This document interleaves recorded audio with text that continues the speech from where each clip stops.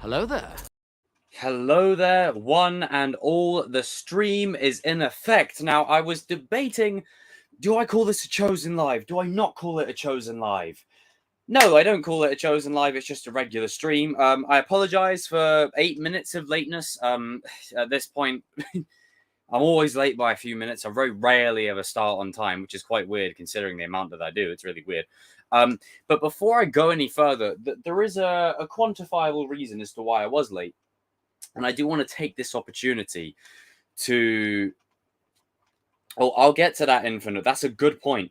A very good point. I'll touch on that first before I say what I was going to say. Am I the only one concerned about this season? It feels like they're cramming in too much. I do see what you mean. I think they will balance it well, but there is a lot of stuff in there. A lot. This is probably the most jam-packed season that we've ever seen out of the 5 seasons. There's so much stuff. There's a lot of stuff in there. It feels like you've got Cobra Kai Phase 4 all in one season. But I do want to stress this thing. Let's see, I got my ice. Now, trick. You fill the squash up in the bottle, you put it in the freezer. Oh, hell yeah. Before I get into this stream, I do want to take this moment to say, I want to say a massive thank you to everyone that tuned in to my birthday Q&A yesterday. Was a smashing success. And as I've said before, I will continue to do live Q&As in many different situations where I feel like I can do it and it's achievable and it's possible. Because I want to make sure that I have enough time for people. Now, obviously, some people wanted to get in yesterday and they couldn't. But I did try and get through as many people as I could. And I ended up sitting here for 4.5 hours, right? So much so that there was a arse groove on my mattress here. There was literally a sweat patch from the amount of time I'd been sat in this exact spot. Literally, I had an arse groove. And when I got up, it was like, I haven't felt like this since I left The Dark Knight after watching it. I was like, oh my God, I can walk. I can walk. Jesus. I got up. I was like, Dennis, what's up, bro? Good to see you, Dennis. Well, thank you for popping in, Dennis. I appreciate you. And man, that Spurs match, Jesus, should have got the win. But the referee robbed us as usual. It's taken me nearly 3 minutes to get to what I was going to originally say. But what I was originally going to say, and then I'll welcome everyone in the chat, is I had get out me swamp. I've had a lot of messages and DMs and comments, not just about birthday wishes, but I've had people send me like these lengthy, paragraphs, like these full-on scrolls of text that I'm sitting there reading through. I'm like, is this a novel? Like, Jesus Christ! Like, you got enough here for you got enough here to fill to make some space in one of them Harry Potter books down there. I'm like, whoa! And I'm reading it, and I'm like, holy shit! Like, there was a moment where and people will say, oh, this is weak. Don't share that. I'll do what I want to. You come for the chosen one, you get the chosen one. There was a moment that I can't lie, I got a bit choked up because, there's parts of this where, and I know I've said it a million times before, but it bears repeating, that I started this channel just with the intention of just venting into a void and just saying a bunch of nonsensical just a bunch of nonsensical shit. And, seeing if people would, find it funny or not, whether it was the Robbie video or whether it's me ranting at Disney or whether me moaning about what Sony are doing with Venom 2, whatever the case is, or me raging at FIFA, whatever the case is. And I had a lot of people reach out to me yesterday saying, hey, I'm a silent watcher. I don't really say a lot, but I wanted to share this with you. I didn't feel comfortable sending you a public message on your channel or, but I wanted to send you this. And I got one message that almost made me shed a tear, right? Where someone was saying to me that remember, I can't say certain words because YouTube doesn't look kindly on it. That means the COVID and the pandemic. Those words I cannot outright say because YouTube will go demonetized. they go, no, it's controversial. It's like, well, Jesus, I could be talking about literally the bottle of Corona. Like, I mean, like full on. Let me get it. I literally could be talking exactly about that. But I had this lengthy message. This message was like a whole paragraph of what the channel meant to them throughout season 3, and while the world was in lock. I can't say the full word, but it was in lock. It meant the world to me. So to those people who have done that, I really do appreciate that. It means the world, and love you 3000. Now, let's go through the chat and see who we've got here as we go through the trailer one more time. You're going through the trailer again, you fucking nerd. It's like, well, you're watching. Charlie Cummings, Dennis, Christian, Lisa, Jalil. Hopefully I've said that right. Let me know if I said that. Let me know if I butchered that. Melissa, Infinite, Bui7R, Christian, Leon. What's up, brother? Chill, dude. Cobra Kai World, dude. GD, Cody. Thank you for the donation earlier, brother. Laterite, Teza, Juicy, Cobra Edits, Curious Crow, Trophy Productions. What's up, dude? Luke. I've sent you a thingy, by the way. GD. What's up, bro? The Sil will get his hands on Amanda, manipulate. Oh, I've got a lot to say about Daniel's arc. I think he's going to have the best arc of the season. And he's going to be the first character I talk about. But everyone, welcome. Yeah. Welcome to the stream, everybody. I had to do that with you, sorry. Now, I want to preface this by saying, is this my favorite trailer? This may be considered blasphemous. Let me plug in my Ethernet cable. This may be considered blasphemous, and, people go, no, he's blaspheming. No. Calm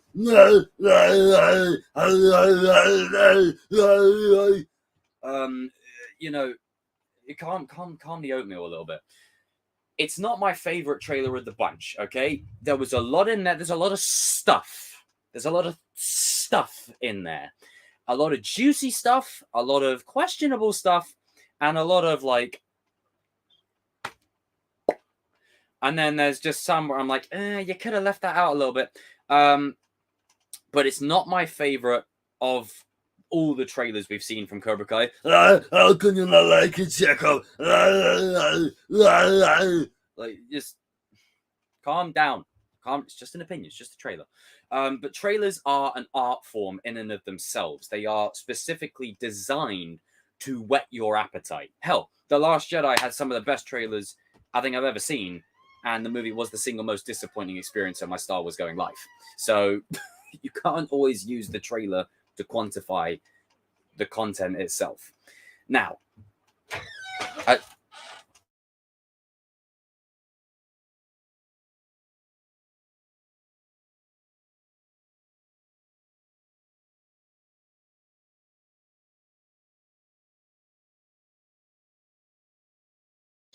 but sorry about that, Mama Chosen. But essentially, it wasn't my favorite trailer out of all the trailers that we've ever gotten. Season 3's trailer for me is still by far and above the best.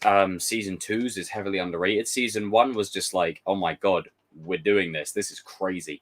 And then you get Season 4, was just like Rock of Ages. So it wasn't my favorite. But does that mean instantaneously I didn't like it? No. Like, I don't know how people jump to that conclusion of me not liking it. Like, I still liked it. Night, Mum. Like, I yeah, probably. We'll figure that out. But essentially, I still, I still like the trailer. Like, it's this kind of thing with fandom nowadays where things are either a 10 out of 10 or it's shit. Like, there's no room for a give and take. There's no room for, a little bit of that, a little bit of that. It's just like, no, now there's this. It's like you've either got to go, and absolutely lose your oatmeal all over the screen at the trailer, or you go, no, it's fucking garbage, fucking shit. I won't pay for it. My friend will pay for it. Well, then your friend's an idiot. It's yo, dude, you broke my board, dude. It'll literally be like that, where it's quite, there's no nuance anymore. And this is what I mean. This is why context and nuance is my catchphrase, because it's either a 10 out of 10 or it's shit.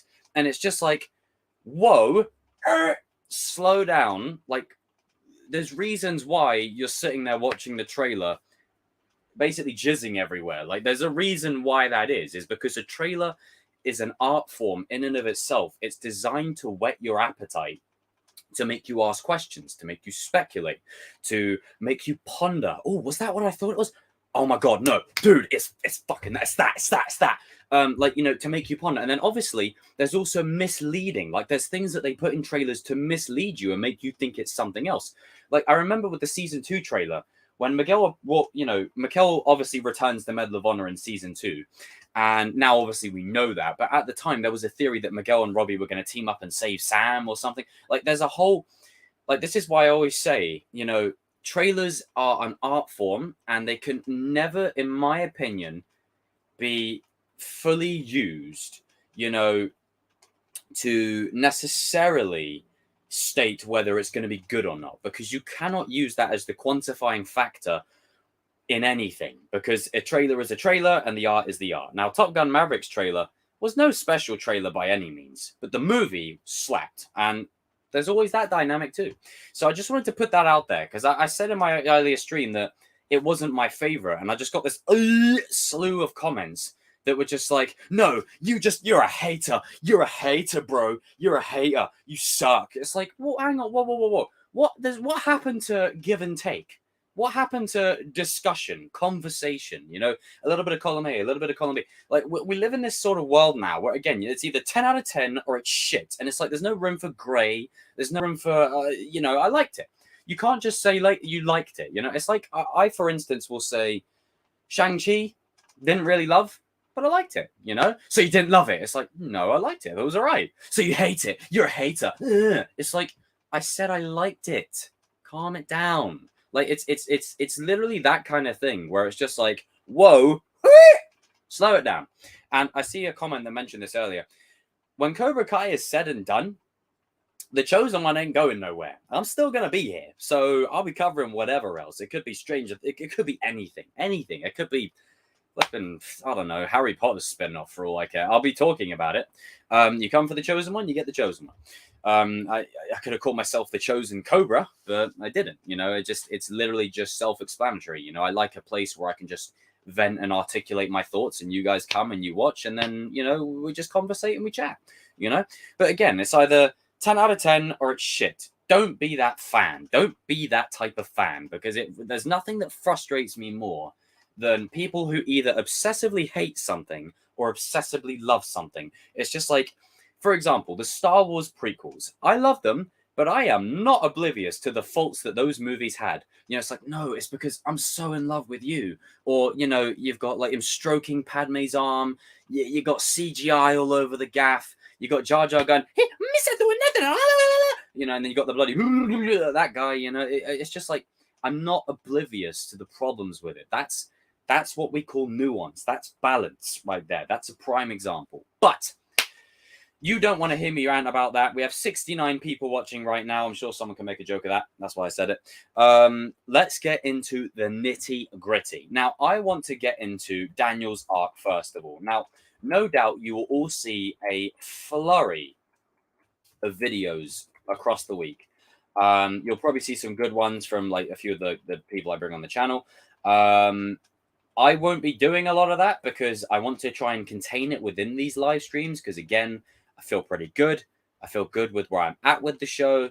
And I want to let some things marinate. I want to let some things sort of fester in my head before I watch them. So that way, when I do watch them, I can go, oh shit, it's, I mean, hey, I wonder what gave it away. Chosen Cobra. I mean, Chosen Cobra, it does sound cool. I might get a t-shirt with that. Chosen Cobra. That actually sounds pretty badass. But there's one character arc I want to touch upon first, and that is Daniel. Now, with Daniel's arc, yes, Silver is going to absolutely torment this dude the whole season. But I want to touch upon the emotional gravity of Daniel for a second. I want to really delve into how emotional they're going to make Daniel's character arc this season, and why this season is going to be Daniel's. Chosen's great, Johnny's great, but I think Daniel is going to be the absolute star of this season. He will have the best arc of the whole season. The whole season, I'm calling it now.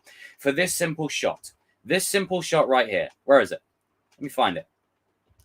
This shot right here. That shot right there, with the blood on his knuckles, the look in his face, the facial hair, the anger and the rage in his eyes. Look at the intensity here. It looks like he's on the verge of saying, Silver, I'm going to rip that ponytail off your head. Like he's about to go full on Compton on this dude. Like no prisoners. Like, you know, Mark Furman on his ass. Like that's what's going to happen here.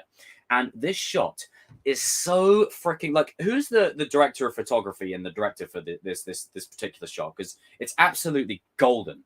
But the vibe I get from Daniel here is a man who has lost everything the whole season. Amanda buggers off, because I saw this thing saying, why would Amanda be bowing in the dojo? Is she training? I think it's deeper than that. I think it's much deeper than that. Let's go to that image quickly. Let's go to that image. Imagine after all the turmoil that Silver puts Daniel through the whole season. Look at this. Just imagine this. If Chosen and Johnny together are like, Daniel, this is all possible because of you. You're the Karate Kid. You're the hero of this story, right? And it's not degrading Johnny or Chosen. It's just recognizing that this all started with Daniel. Just imagine Daniel going through a season of torment, of heartbreak, of everything. You throw everything at this dude. I'm talking Spider-Man 2. You beat him down and down and down and down and down. You beat him right down, all the way down, all the way down. You beat him all the way down. And then, right, after everything he's endured, after his fight with Silver, after Silver gives him a black eye, or Mike, let's say, for instance, he's about to fight Silver. Mike Barnes then comes into the fold, gives Daniel a black eye or whatever. What if in that moment, after all of that happens, okay, what if this is where Johnny and Chosen are like, we've got a special gift for you, Daniel. And then Daniel walks out and this is what he sees. After a whole season of people beating him down, Silver pushing his buttons, everyone beating Daniel, just down and down and down, to the point where Amanda buggers off. Maybe Sam and Anthony have tension with him. Because if you look in this shot right here, right, look at this shot. Amanda is right there in front of Johnny, okay? Just imagine that Daniel has gone through all of this, right? And look, they're not looking at Johnny or Chosen. Look, none of the kids, look at the eye lines. None of the kids are looking at Johnny and Chosen. None of them. They're all looking at Daniel. Every single one of them is looking at Daniel. Amanda's smiling. Sam's there. Robbie's like smiling. Miguel's smiling. Hawk's smiling. This is definitely to the back half of the season. And I think this is the moment when everyone unanimously agrees, from Hawk to Miguel to Robbie to Sam to Amanda, we need to be on the same page immediately because this is a bad problem. And just think of the emotional weight of going through all of that. And then Daniel has this moment where he walks into the dojo and he's got all of these people bowing to him with the Miyagi-Do score playing loud in the background. Maybe that Bill Conti score. You've got them bowing here. Everyone's smiling. It's a happy moment. Just think of how we would feel for Daniel. Like, just think of the emotional resonance and gravity in that scene. Just think of that. How proud would Mr. Miyagi be in this moment? I think we'd all be crying. Personally, I think in this scene, we're all going to cry. This isn't just a simple bowing scene. This is after Daniel has been put through the ringer, and every single person here is like, okay, right, you've had some shit, right? But we're bowing to you. You know, it's nuts. Like, I think this should be later on in the season, because this could be such a great moment where everyone's like, look, we need to stop this bullshit. We're all together. We're all on the same team. And imagine the elation, the feeling on Daniel, or the look on his face when he comes out and sees his wife, his daughter, his son. And I know people, look, Sam and Anthony are the GOATs. They're cool. But Robbie is the one who reignited his Miyagi-Do spark. Robbie is that one. Right? To see Robbie back in his dojo, his number one student, to see Miguel in his dojo, someone that he connected with, to see Hawk back in, someone who he helped find redemption. You know, it's a beautiful moment, standing side by side, next to Chosen, a guy that wanted to kill him, and a guy that was his main rival. Absolutely sensational. It's whereas meat. Well, to be fair, I don't think I see Chris in this image either. Is Chris in the image? Yeah, I don't see Chris in the image either. Maybe Chris and Dimitri are doing something else. They're not in the image. Don't know.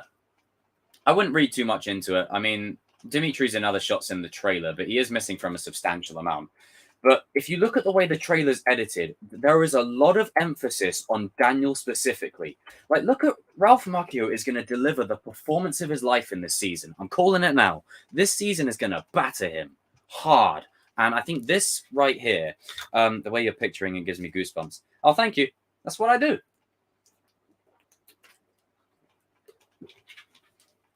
Just imagine the feeling we would all have watching it. Like literally every single person and their dog, right, would literally be watching the scene when Daniel has had such a shit season. Everyone's been battering him down. He walks into the dojo, standing next to his rival, standing next to the guy that wanted to kill him. His main student is back. His new allies, Miguel and Hawk, are in there. His wife's back. His daughter and his son. And the Miyagi-Do score playing in the background. Ah, it's incredible. We'd be crying. Fucking hell. I'm not crying. You're crying. Like, it's, I fucking love it. I love it. I love it. I'm rooting for Daniel this whole season. This whole season. Oh, man. I love it. Because make no mistake, like, as much as this show is about Johnny's redemption, Daniel is still the Karate Kid. And I think the show has done a good balance of what, let's just say Luke Skywalker should have been in the sequel trilogy. It's basically like that. Just, like, let me know in the comments section. Let me know. Does that not sound like an emotionally compelling thing? Now, they don't have to do that, but just let me know in the comment section right now. To the 90 people who are watching right now, you guys are awesome. Let me know in the comment section. Does that not sound amazing? Just comment it out. Comment in the chat. And there's a reason for that. Emotional gravity. Like, it would be so... It's a story as old as time, you know, pulling on those emotional strings to hit in such a way where everyone's bursting out in tears. Like, put it this way, when if that scene happens the way I've just described, and that all that formula that I've given you across the whole season, if that plays out like I expect, you're going to get one of a few things. You're going to get people going, and then you're going to get other people who go, and then you're just going to get the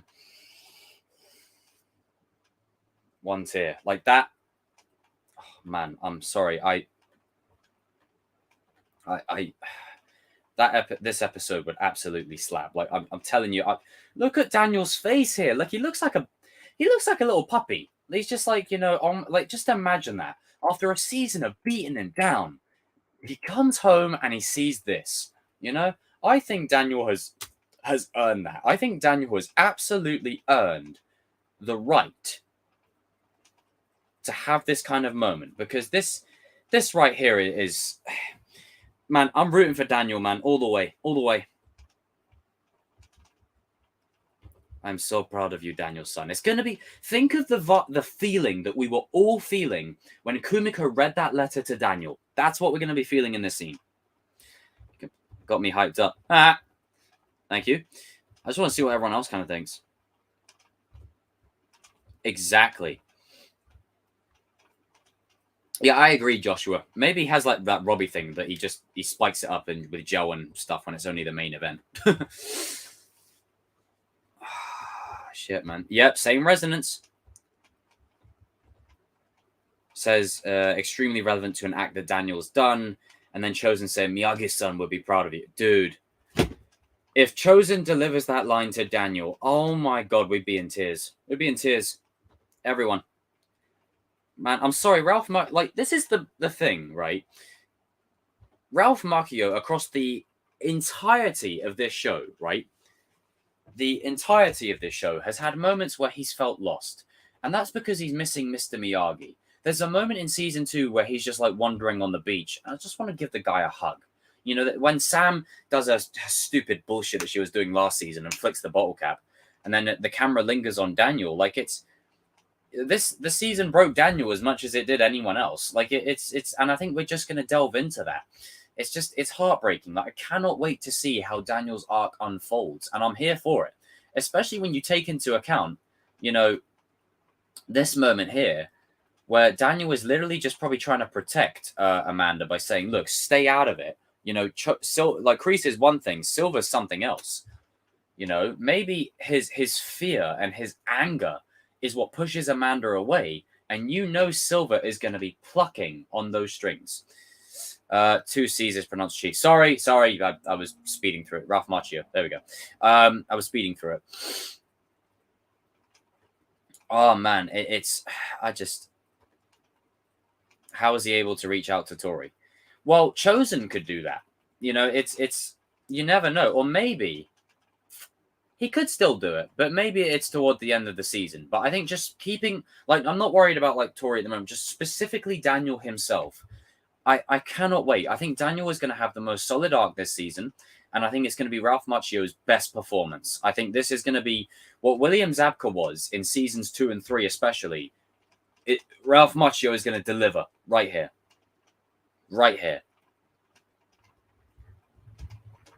Yeah, Kenny ain't beating him. That ain't happening. If they do that, then I'm going to say, excuse me, you hadn't beat Robbie. All right, Robbie was distracted, but you hadn't beat Robbie, and he loses to Kenny. Get that shit out of here. No. Kenny's a prodigy, but there's no way he's putting hands on Hawk. Oh my God. It's great. I love it. I love it. Waxing on. And just imagine the feeling. Just imagine the feeling that Daniel would get. Like this moment right here. It's all about the moment. Look, he looks like he's on the verge of like fucking crying, like happy tears. Look at the look on his face. Every single student here is looking at Daniel. Amanda's smiling, Sam's smiling, Robbie's smiling. Like, what if? Oh, I've just put 2 and 2 together. So, when Amanda abandons him, maybe Daniel goes into a bit of a lone wolf kind of arc. And this is after Daniel gets hurt.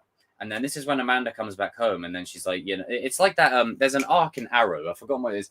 I think it's in season 6 where everyone abandons Oliver, and then he gets hurt, and then he realizes he needs his loved ones around him to sort of propel him forward. And then just imagine this right here. The look of elation on Daniel's face. Look at it. See, still image, and then look at everyone smiling, and just imagine the feeling of Daniel. As I said, you've got his daughter, his son, all the Miyagi-Do recruits, his wife, his main student, his 2 new allies, his rival, and his former enemy. Like, it's... Come on. Like, oh, I'm gonna cry. I can feel it already. Oh, he'll go down a dark path, and this will be after the dark path, where I feel like he will find a way to climb out of that pit. The Karate Kid will rise again, Oh, thank you, Taekwondo. No, I appreciate that. Well, I don't know if I'm right about all of it. I just get passionate. A bit like the Anakin Skywalker of movie commentary. This is outrageous. How can you talk about pop culture and not be a king of pop culture? Robbie reunited with the trick. That's life. The feeling on Daniel. I'm sorry.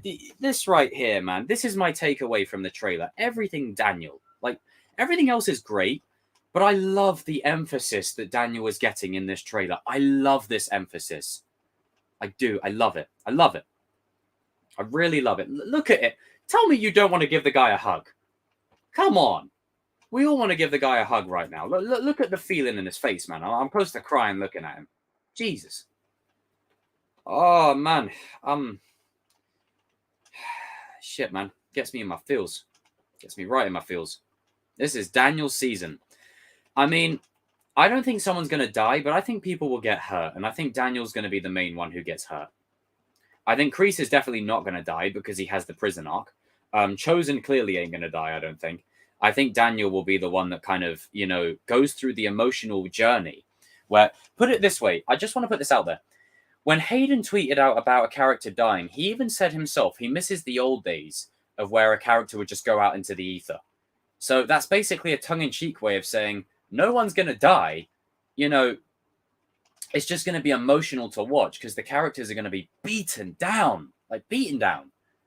Season 2 vibes. Jacob, like even saying Daniel will go ham on Silver like Spider-Man go. Exactly. It's going to be that full-on No Way Home scene, baby. Oh man, Daniel, you are the man. And look at look at it. Like, just imagine after everything this season, after everything, look at this. All of these people, all of these characters bowing to Daniel, right? And then look at this next shot. Chosen looking at him, acknowledging, and then look, Johnny acknowledging him too. Like, look at that. Just imagine the feeling in that scene. Look at Daniel. Shit, man. Ralph Macchio is acting his bollocks off in this season. Exactly. It's about... I think Daniel and Miguel's arcs are going to run parallel this season. I think Miguel and Daniel are going to be very similar this season. They're going to need people to make them believe in it again. I believe Daniel will have the best. Like, before anyone else puts a video out there about it, you heard it here first. Like I said, Daniel is going to have the best arc. You know, it's crazy. I mean, look at it. Look at it, man. It's beautiful. You know, it's just Ralph Macchio. He just has that kind of face where it looks like a puppy dog. Like, you don't want to hurt a puppy. You know, it's just like. And then Johnny's got him like a look of acknowledgement on his face, like, you know. I'm with you. We're still gonna like, make no mistake, these two are still gonna bicker, but it's not gonna be a bickering where it's like, you know, season 4 split up. It's just gonna be funny. But he's with him now. Look, see, he's with him. That's what that nod is. That nod is the same nod that he did in season 3 when Daniel put Kreese put Daniel on his ass, and then Daniel put Kreese on his ass, and then Johnny came out. Right, he came out the dojo, and then he gave him one nod, thanks for saving me, and then the second nod, finish him off. That's the same. It's the same nod. Hello there. Yeah, Daniel for MVP this season. Take a picture, write it down, tweet that shit. I'm fully on board the Daniel train. I keep to get this headband off. Screw Cobra Kai. Miyagi-Do all the way, baby. And the thing is, I know some will say, "Oh, but Jacob, the show's called Cobra Kai." Yeah, but if you look at the deeper teachings and the philosophical meanings, it's going to show everyone Miyagi-Do is the way. It's always been the way. There's a reason why Robbie's home. There's a reason why Miguel and especially Hawk, after all that he's done, is in this dojo. There's a reason why that is, you know? Another Robbie video! There's a reason why. There's a reason why, and I can't wait. Miyagi-Do for life, baby. Damn right. Always the way. Always. I mean, look, it's literally... Because I had people asking me, like, oh, Robbie's at Miyagi-Do now. What does that mean for Johnny? Johnny is literally... They set it up in season 4. He's joined Miyagi-Do. It's official. Eagle Fang is gone. We don't need Eagle Fang anymore. Get that... The dojo's gone. Get rid of it. Eagle Fang was a fun gimmick, but we don't need it any longer. Now this, right here.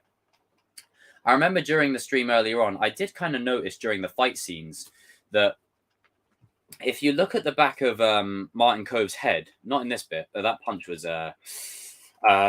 unique. But he's old, so we can forgive it. This right here, doesn't that look like the young Kreese actor? It looks exactly like the young Kreese actor. I tell you what, Kreese is about to body all of it. Like, think of Arrow season 7, like early season 7 when Oliver was in prison. Exactly. Miyagi-Do is the way. I'm going to put it this way. Eagle Fang, I don't even count Devon. It's Miguel's dojo. That's all it was. Yeah, Devon's got a very interesting arc. I think Devon's going to fall victim to Silver's plot of using the dojos. I think whatever is at play, it's definitely interesting. Now this right here, imagine this is after everyone unites, and then Chosen and Johnny are like looking for Daniel, and then they're like, oh, okay, right.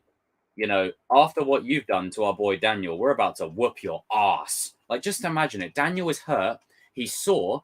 Daniel is maybe, like, I don't know, he's injured for like 2 episodes, and Chosen and Johnny take over. And then, after this beatdown here, then it links into this scene right here. Just imagine. Just imagine. Oh, I would love that. Yeah, it is a bit of a mischance. But if Sean hasn't really... The thing is, I thought Sean would have come into the fold, but if he was going to be in the fold, they would have probably put him in the trailer, because there is, as I said, there is a lot of stuff in this trailer. There is a lot of stuff, like a lot of, you know, there is a lot of things going on. So, you know, for me personally, throwing Sean into the mix would just be, you know, it would just be a mess. 2-on-1 is not an honorable fight. Put it this way, Zoran. Put it this way. Put it this way. Do you honestly think, right, that these guys will be fight? These senseis that Silver has hired, do you think they're going to be fighting with any honor? No. And essentially, you have to look at it like this. The heroes are outnumbered. We are. The good guys are literally outnumbered. You've got nearly nine senseis, right? And you've got a whole shitload of dojos of like 100 students. They're outnumbered. They're outnumbered. And maybe there's just a sensei standing in the back. Because look, Johnny looks like he's squaring up to this one. So maybe there's another sensei standing next to this one. So it's 2 versus 2. And if that's the case, whoever they are, they're going to get smacked. But I do see what you mean, that there is no honor there. But I do feel like it's going to be like that Harry Potter thing, where if you've ever read the book, like the movies didn't really cover this, but towards like Deathly Hallows, I think Remus Lupin was saying, look, stunning isn't enough anymore. We're going to have to start using the killing curse, you know. But then everyone was like, no, if you, the minute you use that killing curse, you cross that line. So the enemy can do it, but the good guys can't. And it's about not losing yourself in the process, you know. It's that kind of thing, you know. But it's going to be like, as Chris said, the enemy never fights with any honor. Like, screw that. Like, if they put Daniel in hospital, or if they bloody hurt anyone, then forget honor. They drop them. Dropped a lot of them. But yeah, I was in two minds whether to do a video or a stream, but I prefer doing a stream. It's just much more my thing. I will be doing a lot more streams going forward. I won't be completely forgetting videos. Like, I've still got videos that I want to do. But streams are definitely the way going forward. Now, this right here, look at this.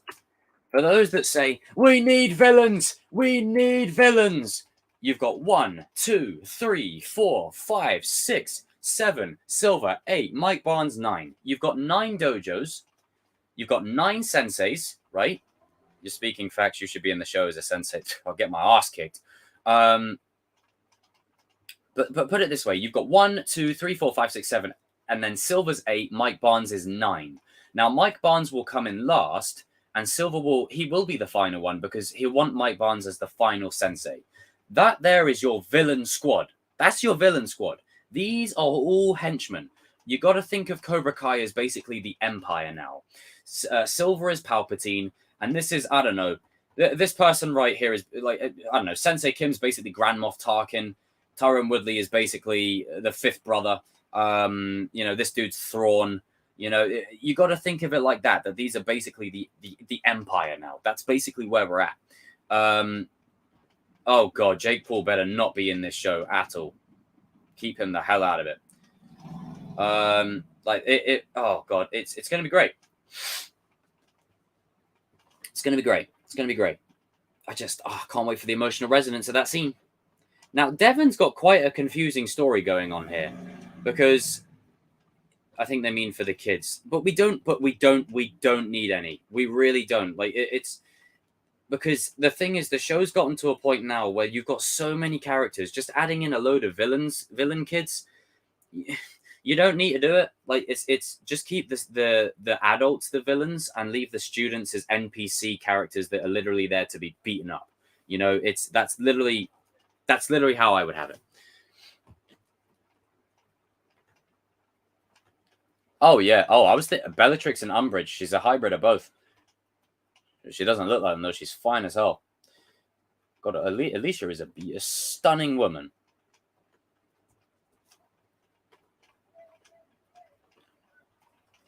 Yeah, she's going to be one ruthless sensei. One ruthless sensei. And then look, you can see in this shot right here, you've got Tori over there. You got the other sensei. This is going to be like Devon. Maybe this is Devon's initiation. Maybe they start poaching students, you know? Yeah, you could have a junior instructor. But in my opinion, we don't need any kid villains. We really don't. Like, at the moment, we don't. Maybe you could have...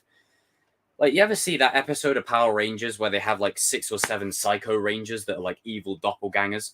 You could do something like that. And then you don't really have to develop them. You can just have them be evil pieces of shit, you know? That's what I'm getting at, you know? But the characters that we know and love is the picture of, like, my wallpaper background. Like, bring them home. Difficult to say because Kenny is kind of the star of the Cobra Kai at the minute, so it is difficult to say. Yeah, I agree, Lush. We're gonna have a very similar ending. Now this right here, I believe what my fellow kings were saying about there being a international tournament being set up. I believe that's absolutely quantifiable. I believe that's going to happen. And I think this is the early inner workings of it. Look at Chosen's gi. Oh, that gi looks clean. It's got the sword on the side. Oh, that looks good. That looks good. Now, this right here is my next favorite. Wait, is that? Hang on. I thought that was... No, I think it's just my eyes playing tricks on me. Hang on, is that... He looks like he's going for an elbow break there, like an arm break. Look, that's not a standard move. That looks like he's going to break his arm. Like, doesn't that look like he's about to take his arm out of commission? Like, when you go down like that on someone, right on the arm, your intention is one thing. He looks like he's about to absolutely decimate that. I agree. Hey, King. Yeah, guys, I'm with you. This concerns me because look at this. Could be pressure point, but the thing is with the pressure points, you know, there was always he always did the like that, you know, to build up to it. It looks like he's going straight in here because the thing is, if you look at the shot just before it, fine, this bit right here, like he smacks him in the face. Oh, it could, all right, you know, it could be the pressure points, but I do worry that maybe Chosen is going to get pushed to the limit, you know, the dragon technique, or maybe he uses it on them. Hi RJ, what's up, dude? You missed it earlier, RJ. I was basically saying that I'm going to repeat it. It bears repeating anyway. I'm going to say it one more time. Daniel is going to have the best arc this season for one simple reason, right? Where is it? Where is it? This right here. Look at this. Broken. Daniel is broken. He is absolutely broken in this scene. Look at the man. Look at him. Broken. Absolutely devastated. And what I was saying earlier on, RJ, is basically this shot right here.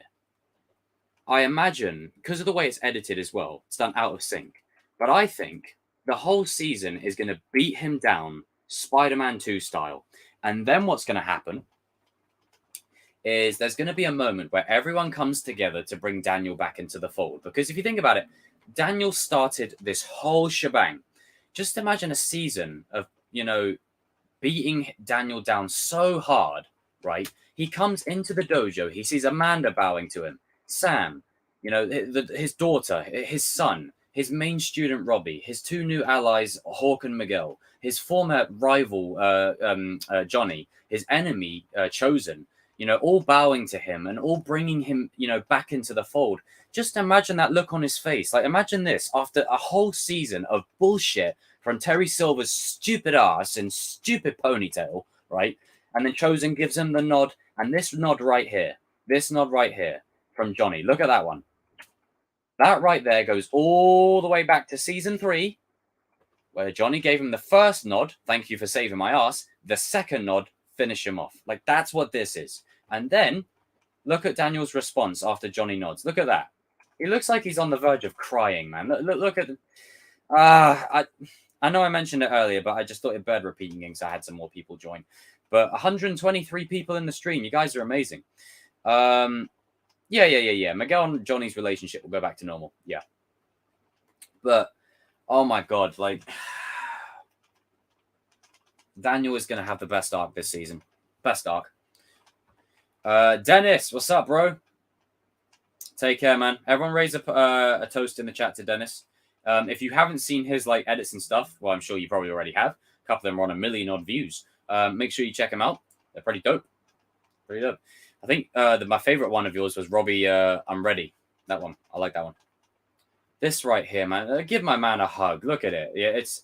Imagine this, right? You don't see Daniel smile the whole season. You don't see him smile the whole season, and then he smiles here. Like, oh, just thinking about, like, imagine if the score that plays during this scene is the one that plays when the letter from Kumiko, like the letter with Kumiko, and she read it out. Just imagine that score.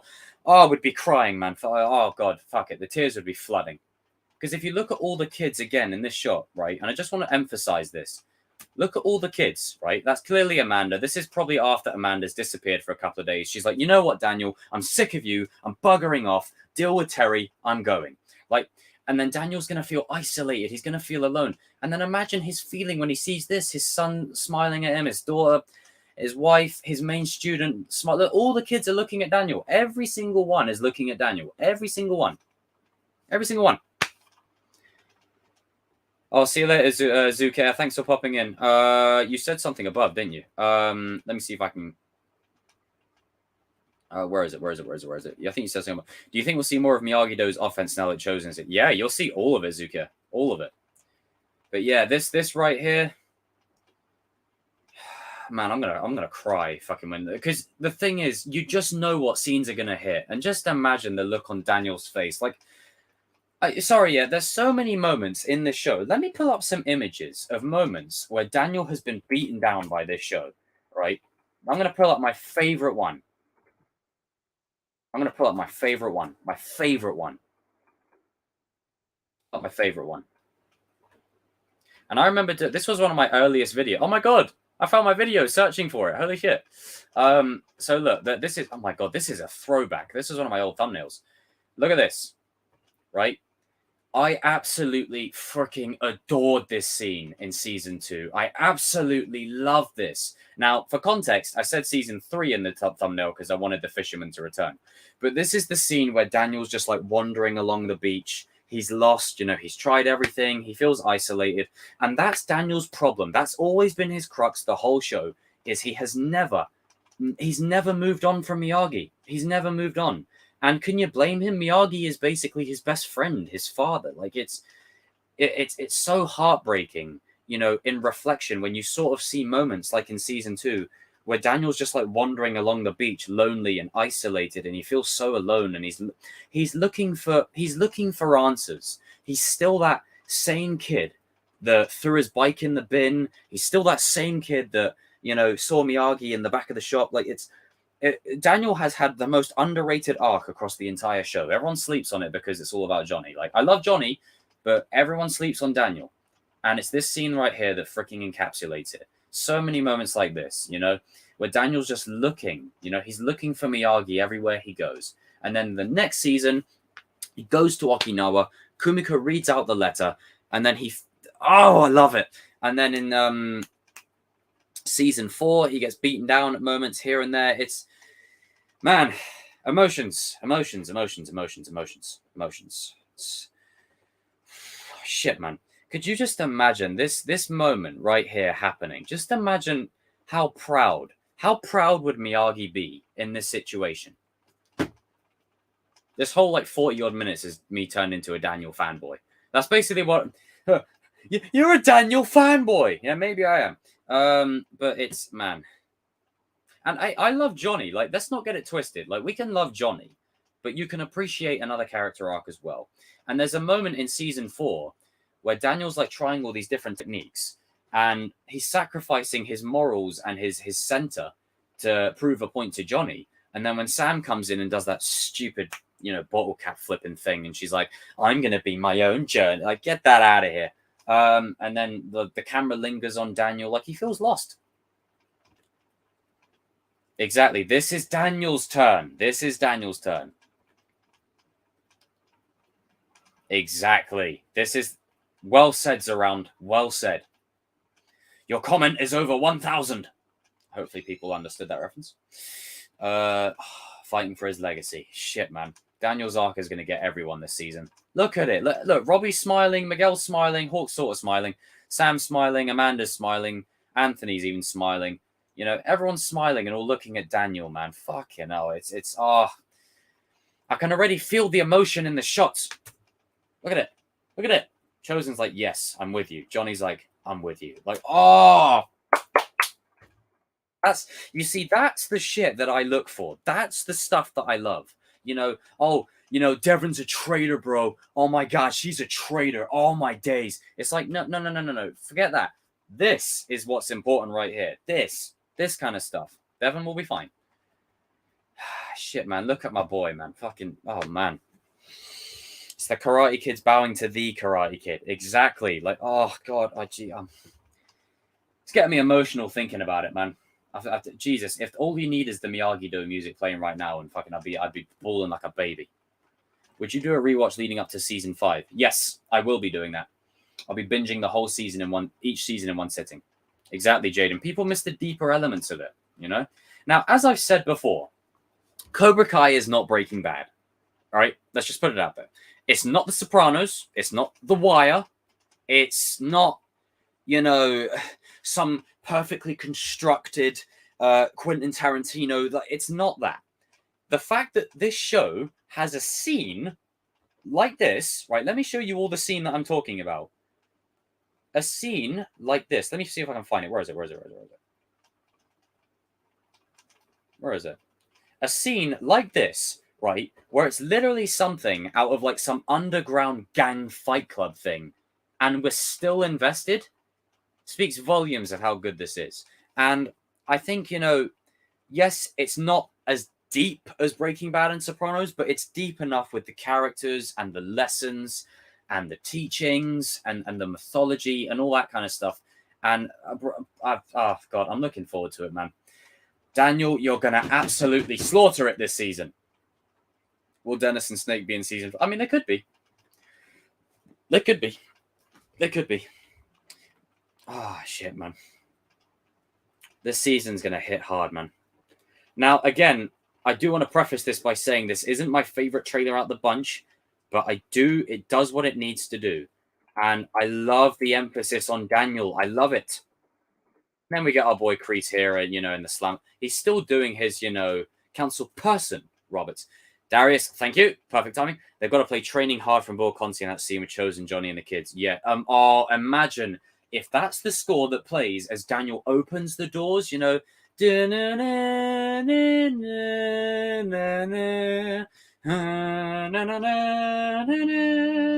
Oh, perfect.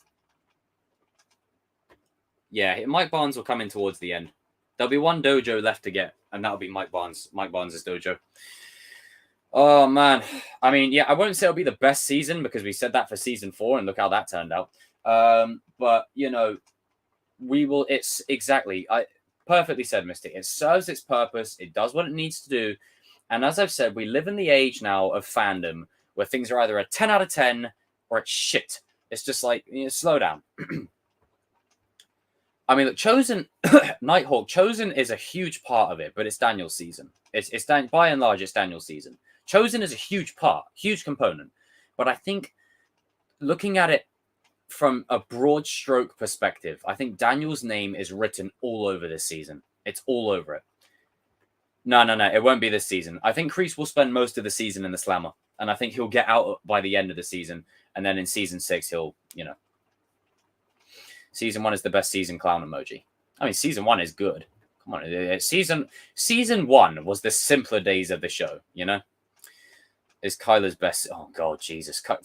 Man, that dude needs to chill out. But it's as I said. Let me take just a quick swig.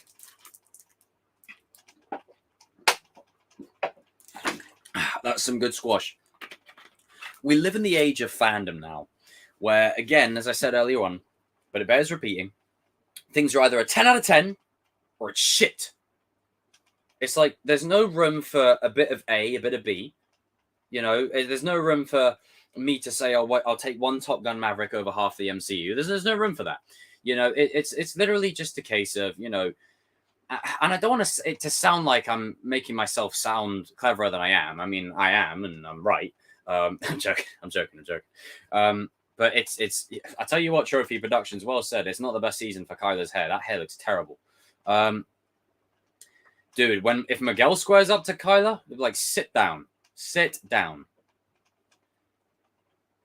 Yeah, this one has potential, but season 3 is still the best. And the thing is, I don't want to put this out there too, that my boy turns to the dark side, and that's my favorite season. So everyone's like, "You're a Robbie fanboy." I lose my son. My son goes to the bad guys, but because the story is so good, I didn't mind. I just wish season 4 could have kind of lived up to it a bit better. Yeah, the thing is, you know, I think I just prefer short hair Miguel. Like season 3 Miguel hair in that coma dream, that hair was good. That hair was good. But it's just, oh man, it's crazy. It's crazy. It's crazy where we're at. Who would have thought, you know, from where we started? I mean, look at that smile.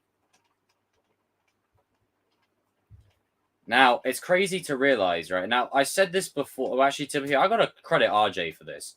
Because, man, she is gorgeous. I'm sorry. I've said it before, but she is absolutely stunning. I think Kenny this season, right, excuse my cursing, is going to be an annoying little fucker. Right? He's going to be a piece of shit. He's going to be an absolute asshole that we're actually going to root against. And I think, you know, Anthony does deserve a fair portion of what of what's going to happen to him.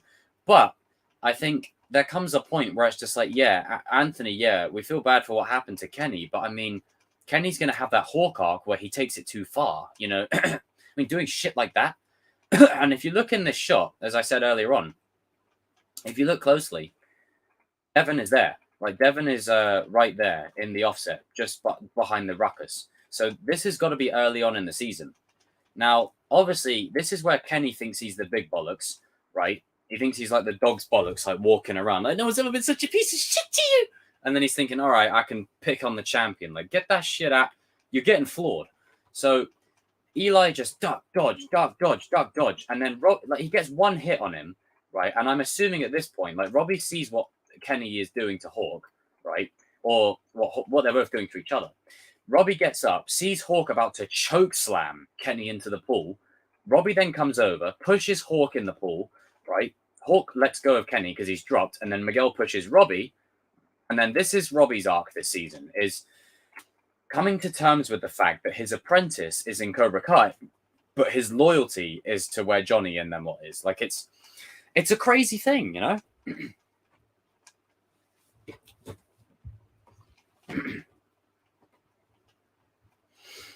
Oh, no. I think Robbie defects already. I think Robbie defects already for me. I think Robbie's already not in Cobra Kai from the start. Like, he might try and get Tori out of there and Kenny at best, but I don't think he's going to be. This is probably not long after they get back from Mexico.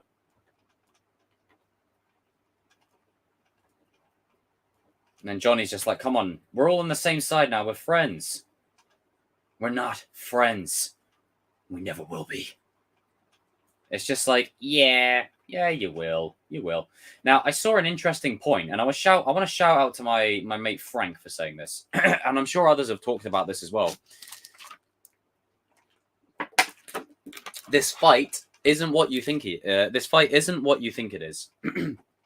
Because there could be an interesting twist here. That Miguel doesn't want anything the fudge to do with karate anymore. What if Robbie is the one to get Miguel back into it? Like, what if Robbie is the one to push it out of Miguel and bring that fire back out of him? Because Miguel's hair is really long here. This is like it could be like way down the end of the line of the season. Like potentially, I don't know, maybe socks Robbie in the face for saying some smart shit. But I would actually kind of like it if there was a twist of fate where Robbie's actually trying to get him back into the fold, you know? And I mean, it could just be another. It could just, I mean, could be wrong, but it could be something to think about. And then this shot right here has been used quite a lot in the promo. Oh, man. See, I know Sam and Tori could fight Sensei Kim, but I would actually really love if Julie Pierce is coming in to whoop her ass. Like, I really would love that. And Tori's going to get hurt a lot this season. Again, harder. Bang. Like right in the back of the leg. But then. Fine. Man, what's the dialogue in this bit? Only way to make it all end. Fine. Handle it. Fine. Handle it. God damn. Jesus. It's rough. But again, this moment here concerns me. Look at the look on both Chosen and Amanda's faces, right? And then look at when Johnny walks in. This reminds me of when Luke was handed the lightsaber in The Force Awakens. Obviously, The Last Jedi threw it right out the window. But this reminds me of when Luke was handed that lightsaber and he looked like he was on the verge of crying. Like maybe Johnny's coming with news that Daniel's hurt, you know? Could be. Because, I mean, look at it. The very shot that plays before this, right, is this. Where Daniel's family, he thinks his family have abandoned him. He's alone. He's isolated. He has no one. And then he goes on an absolute tirade trying to take the fight to Silver. And then it goes south because obviously maybe Mike Barnes comes into the fold and then sorts him out. Like it could be a situation like that. And then that then prompts Johnny and Chosen to do all of this by bringing everyone together for Daniel's sake, the original Karate Kid, but then also prompting them to do this. Thinking, you know what? If we want to get to Silver, the Negan of this show, we need to start going dojo to dojo and make a statement. And that's what this is. Now, I'm pretty sure someone said that Dimitri was actually in that shot. The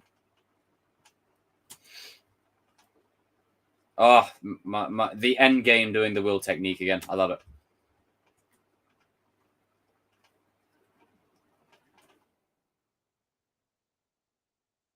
Dimitri isn't in this shot. It's strange. Don't know. Maybe they just couldn't fit him into the scene.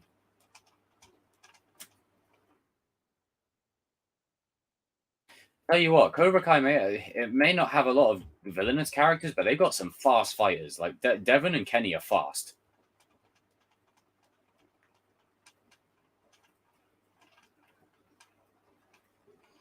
This right here. Silver pushes him to his breaking point, and then Daniel's like, I'm going to finish you off. And Daniel's got blood on his knuckles. So maybe he smacked. Oh, God. Could you guys, if my theory comes true, where I think Daniel will give in to the dark side fully and absolutely batter Silver. And the thing is, Silver will want that to happen because that's what he's been wanting him to do. And I think what will happen is maybe Mike Barnes comes out of nowhere, drops Daniel, and then, yeah.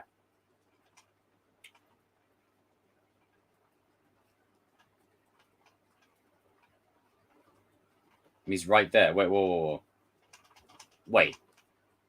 Are you sure? Or am I just being blind? No, that's Dimitri. That's Anthony. That's Robbie. And yeah, Dimitri's in that shot. Yes, I'm talking about this one here. Unless I am being blind. Hang on. Let me go back. Let me go back.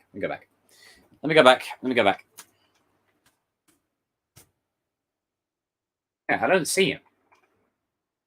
You sure? Miguel, Anthony, Bert, Mitch, Nate, Ginger guy, Chris, and other extra. Yeah, he's not here.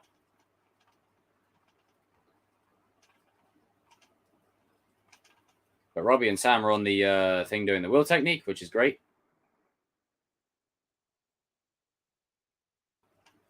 Oh, man. Nostalgia. Season 2 vibes.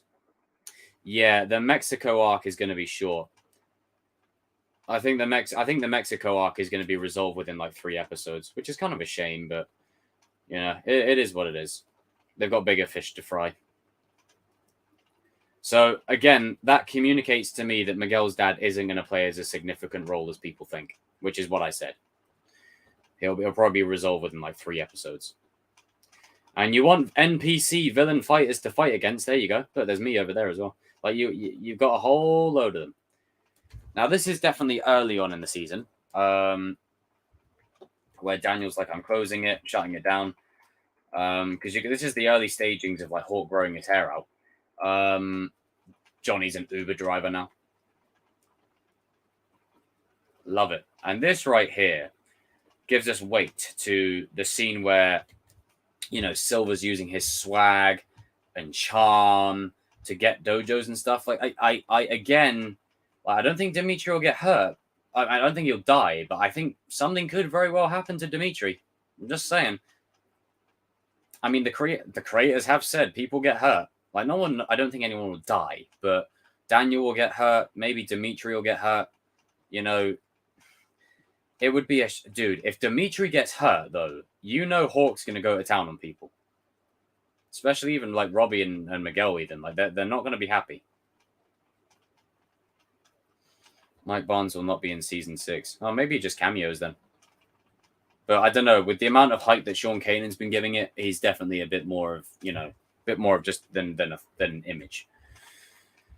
Kreese will die. I don't know. Kreese has got to get out though. That's the thing. Unless he gets out by the end of the season. But then, I don't know. I want him to interact with Chosen before he kicks the bucket. I think Kreese is the only one I can realistically see going.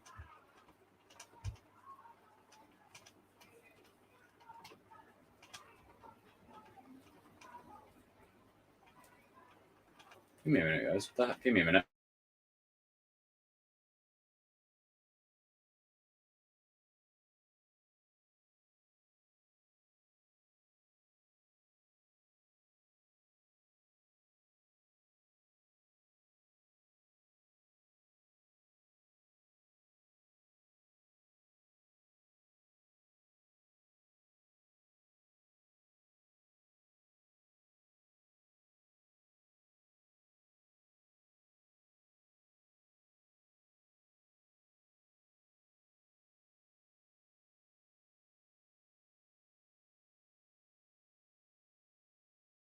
Sorry about that. Had to. Well, yeah. Right. Yeah, Kreese will definitely die before the end. We're not here to take a lesson. We're here to teach you one. Hang on, give me a.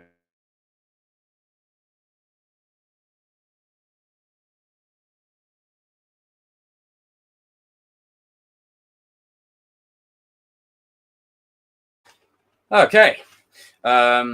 This happened with you. This happened in season 4 Trailer Hulk. He wasn't in a lot of shots. Yeah, this is true. This is true. I mean, it could literally be a simple. I mean, it is the summertime. Maybe Dimitri just goes on a holiday with Yasmin or something. Maybe she gets him away or something like that. Like, you never know. You just never quite know. You just never quite know. It could literally be as simple as that.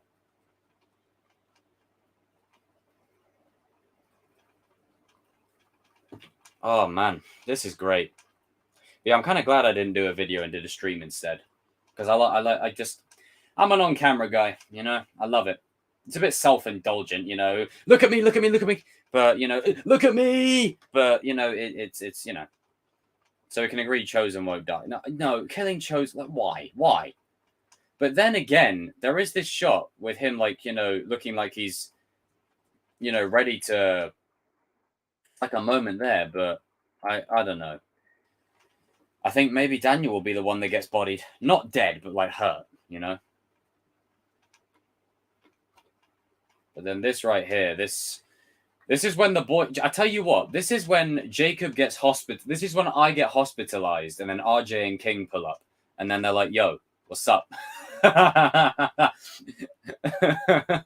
This is like me getting hospitalized, and then the Kings of Pop Culture coming in to finish off whoever knocked me out. Shout out to them if they're still watching in the chat. Proving he has an unexpected character arc. Oh, I'm gonna have a little look at that. As long as it's not Last Jedi, then we'll be good.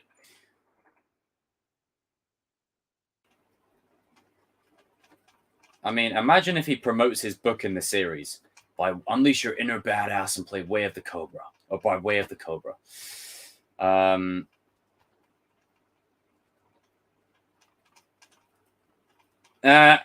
Yeah, to put me. Yeah, I agree. Yeah, it could be. It could be a misdirect. Maybe Daniel is the one that gets it, But again, that could be a misdirect itself. Maybe Johnny is the one that gets hurt. I mean, I think Chosen and Daniel, Chosen and Johnny, sorry, are going to be like, you know what? Screw this. We're taking the fight to them, and we're going around and we're going to tear them down, all of them.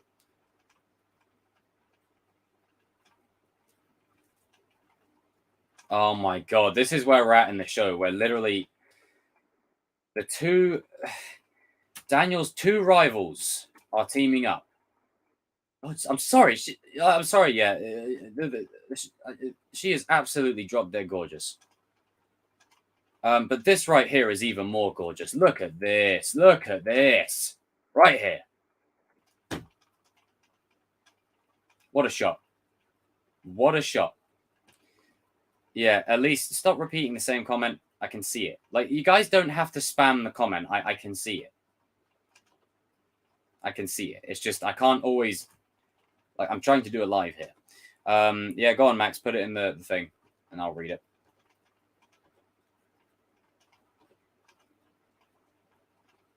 Hang on a minute. Let me check something.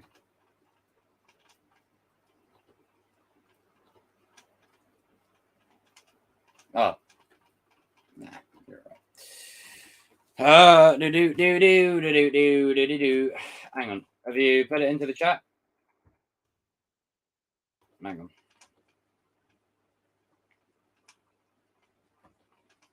on. I think I've got it anyway. Trailer will be the Cobra Kai segment this Sunday for discussion. Yeah, I mean, Jesus, I'm going to be up for about 3 hours.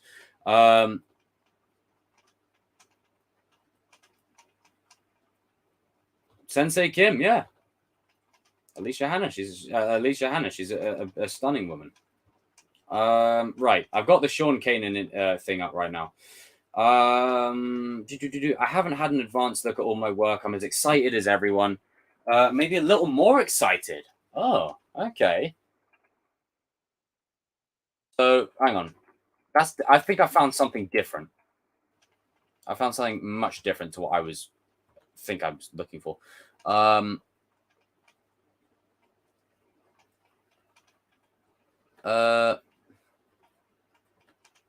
right, Elise, relax.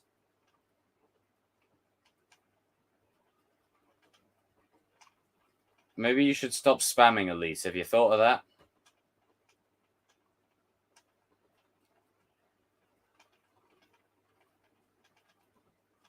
Oh, yeah, I haven't watched it. Hawk or Xander. Hawk would destroy him. Like, Xander's cool, but all he can do is, like, put it this way. He does more flips than he does kicks. Hawk will go for the head. Hawk, Miguel, and Robbie are the best student fighters. They're wrong. It's clearly Jaco. I assume you meant to say Jacob. If you mean me, that ain't happening. I'm going to get my ass whooped.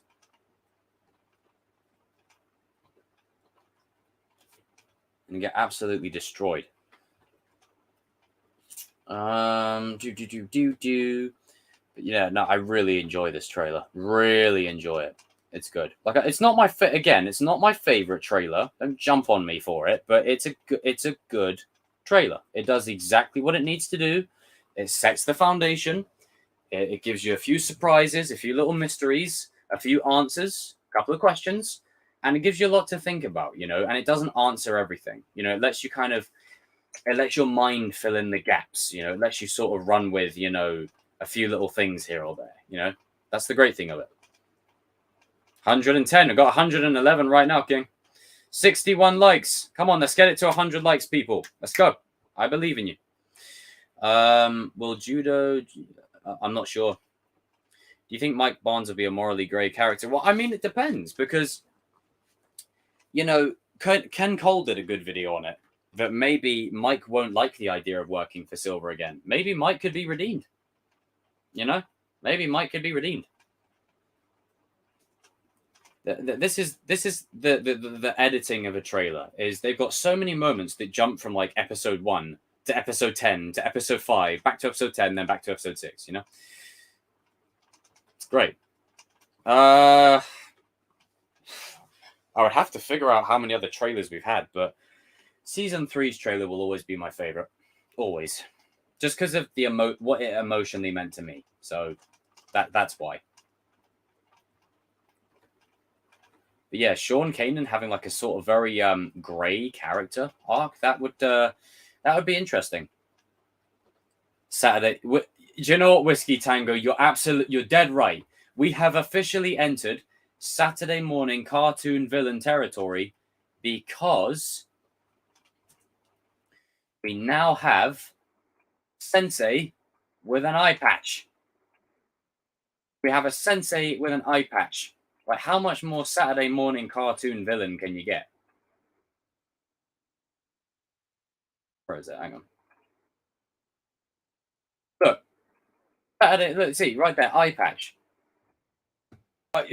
You can't get any more than that. Nah, 10 episodes will probably all drop together. Do you think if Silver kills Kreese, do you think he'll have regrets? Of course he'll have regrets. That's his boy. As much as Kreese manipulated him, he doesn't want to kill him. Walmart Deathstroke. Sensei Patchy the pirate. Johnny and Eye Patch. Oh, Johnny will kick the eye patch right off of him. He'll kick him so hard his eye grows back. Mike Barnes redeems and teams up with Kreese. Dude, if that happens, if Kreese and Barnes work together, ooh, Cobra Kai Civil War. I need it, baby. Like, before Kreese teams up with the good guys, I wouldn't mind a Cobra Kai Civil War. Eye Patch needs his spin-off. Oh, my God. Covering a black eye or something due to Johnny and Chosen. No, that Eye Patch looks like he's had his eye busted. Like, he's had his eye really busted. Doesn't the dude in the far left look like... He does, actually, a little bit. I see the resemblance. Daniel Silver. I think Daniel. Well, I think, put it this way, an unstable Silver versus a focused Daniel. Daniel. An unstable Silver versus Daniel who's not centered and not balanced. Silver. But I think Daniel is going to be the one that beats him. It's got it. I mean, Daniel and Kreese, it's going to be those two, I think. Because if you think about it, it's the whole story is centered around those guys, you know?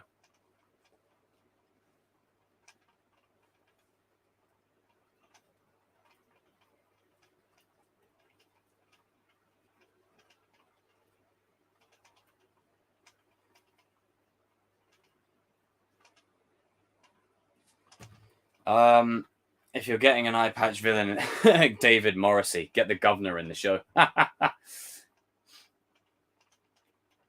Hey, I'm just saying, beauty is beauty. We'll beat Silver, then Barnes out of nowhere and floors Daniel. Could happen. Oh, Crow. Johnny's definitely going to make fun of the eye patch. Yep. Indeed. I wonder how the tournament rematch gets set up. Yeah, that's going to be interesting. But I think as like Shamoon and everyone else has said, like it's going to be setting up basically the whole thing on a global stage, you know? At least that's what I feel. Get your questions in, ladies and gentlemen. Get your questions in. Let's talk.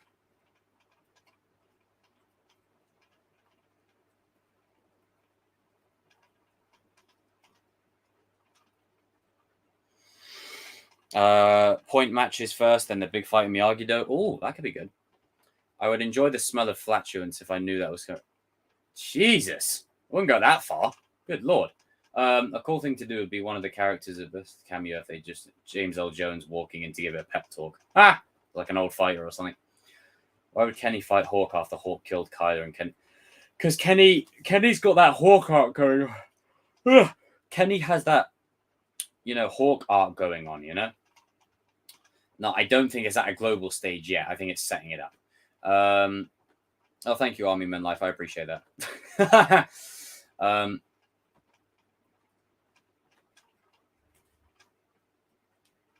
Yeah, I don't know. The continuity issues wouldn't line up. They really wouldn't line up. But you see, look at this right here. Look at Kenny thinking he's the big bollocks. Like Hawk is going to floor you. I think Kenny's going to get absolutely decimated here. I think Kenny's going to get decimated. I think Devon's going to get dropped. It's like, come on, you're talking about Sam LaRusso against Devon Lee. Like, come on. And then you're talking Hawk against Kenny. Like, he's going to get dropped. Now this. Oh, fucking hell.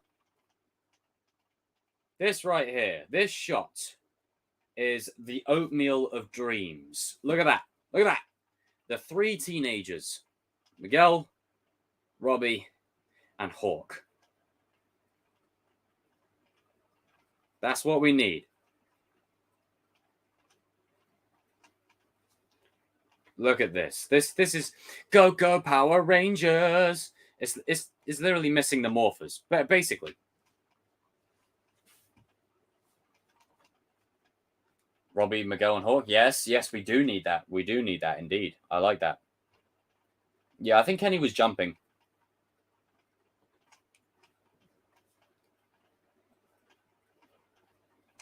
I don't want Hawk struggling against Kenny. Yeah, that would be dumb. If they do that, then it'd be like, okay, you're putting plot on Hawk again. Don't do that.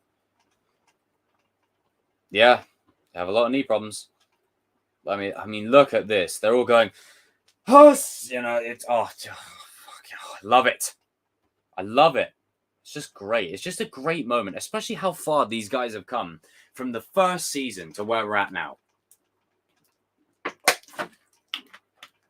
And as I've always said, in the multiverse, there is a timeline, right? There is a timeline where Robbie joins Cobra Kai and these three are on the same page from the jump. So, unexpected heel turn. I see why you think that, but I don't want... I really don't want them to undo like Robbie's like dark side turn. Like I want it to still have weight. I don't want everyone to just get one, if you know what I mean. Goku, Vegeta, and Gohan. Oh, hey, J Melvin. What's up, dude? What kind of question is that?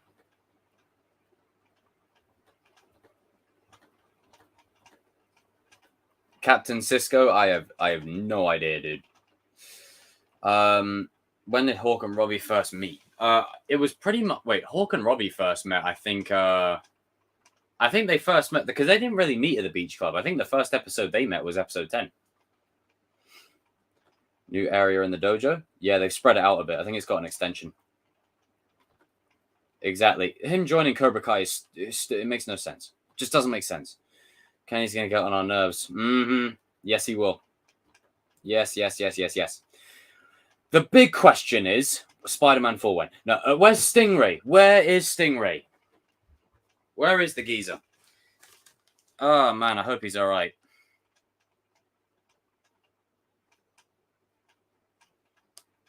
I mean, I do hope he does factor into the story. You can't leave his thing just kind of open-ended. Let me see if I can find a moment. Now, look at this man showing up right here like he's just made a business deal with Apple. Like he's literally walked into shots like... Like he's got the Bully Maguire theme like playing in the background while he's, James Brown, blasting through the speakers like while he's walking out the car with his drip. I mean, look at it. Suave. Come on. The name's Silver. Terry Silver. Or Terrence Silver. Yeah, the timeline is literally all over the place. Yep. Red, green, and black Rangers. Damn right. Yeah, Kyle is still doing his BS.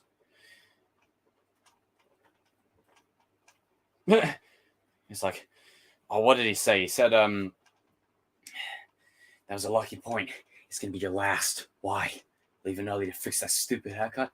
Like, Robbie is the only person that can just see through Hawk's BS. Where the fuck is Rickenberger?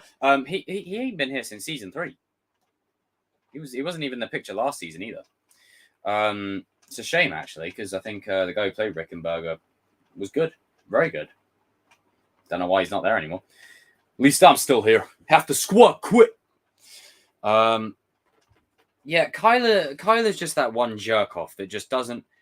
It just doesn't change. It really doesn't change at all.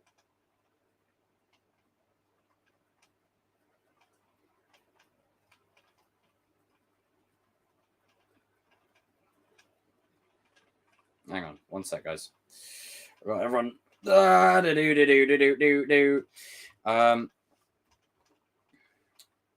in a way, it's kind of wholesome.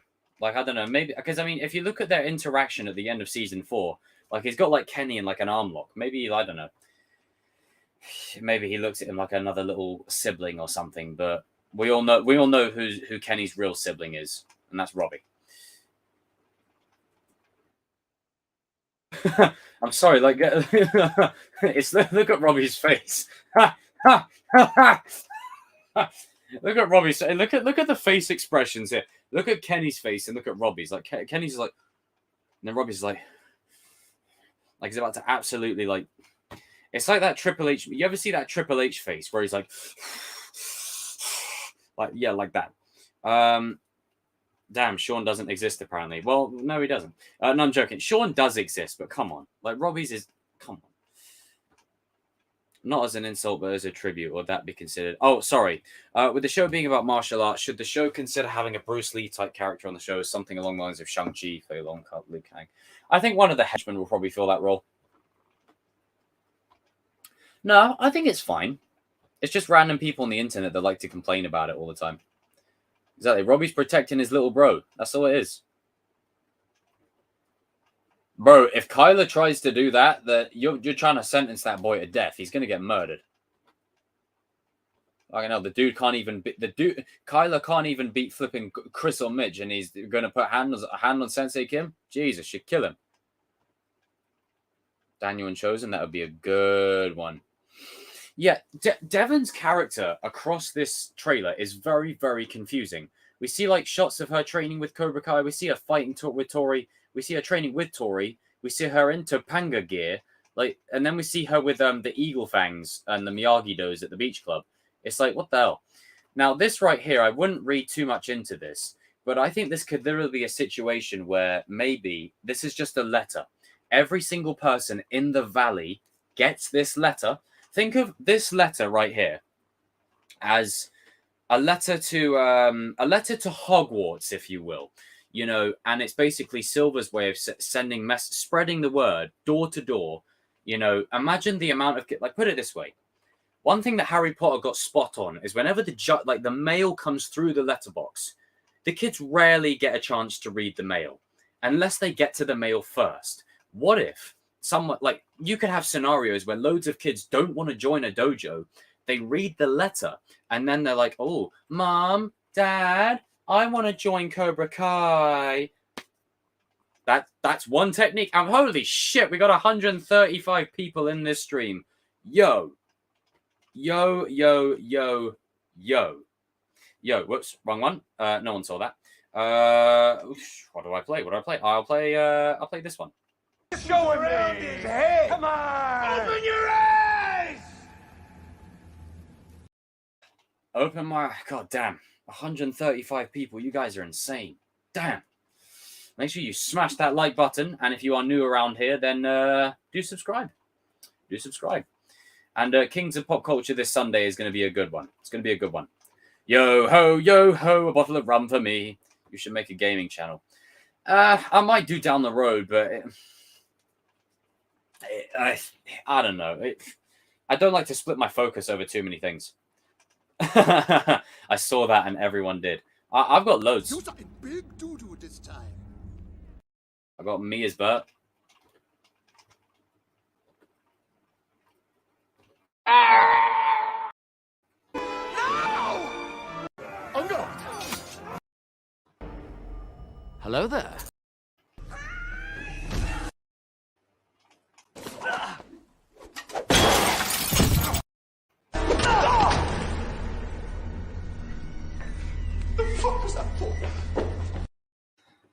Yeah. Asking you shall receive, Tristan. I've always got a clip or two at the ready. Always got a clip or two. To be fair, I've got quite a few things here. I got that one. Let's just look at that one. This one. That one for some reason. That one. That one. That one. That one. That one. That one. I've got a lot. Here. Oh, I've got a couple of Gordon Ramsay ones as well. I forgot about that. Yeah. Got a lot of things. Must be sending. Attack the block. Attack the block. You knew instantly, Joshua.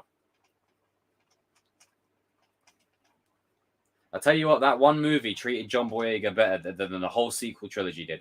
I'll take one Attack the Block over half the sequel trilogy. If you're in the chat, RJ, and you heard that, please let me know. The man got whacked, and he's like, "What the fuck was that for?" Well, to give you context, they're all running away from the aliens, and he doesn't see the guy coming towards him, so he thinks he's an alien, just whacks. He's like, "Oh, what the fuck was that for?" Oh, mate. But back on topic. Yeah, think of these letters being sent around quite literally like Hogwarts letters. That's essentially what's going to happen. Gordon Ramsay and Cobra Kai would be funny. Is that what you call? Kick my battered fish can kick harder than you. Good one. My omega-3 stronger than yours. It's getting a sequel. Yeah, John Boyega's working on a sequel for it. But yeah, think of these as like letters right here, and then look at this. Look at Kenny right. Look at RJ right here. There you go. Look at my apprentice. Look at him chatting up the ladies. Good man. Hang on. Does he give him? Wait, is that one of the leaflets that Carmen's holding? Yeah, look. It is, I think, isn't it? Yeah, it is. Now these guys right here. Okay. Man, this is nuts.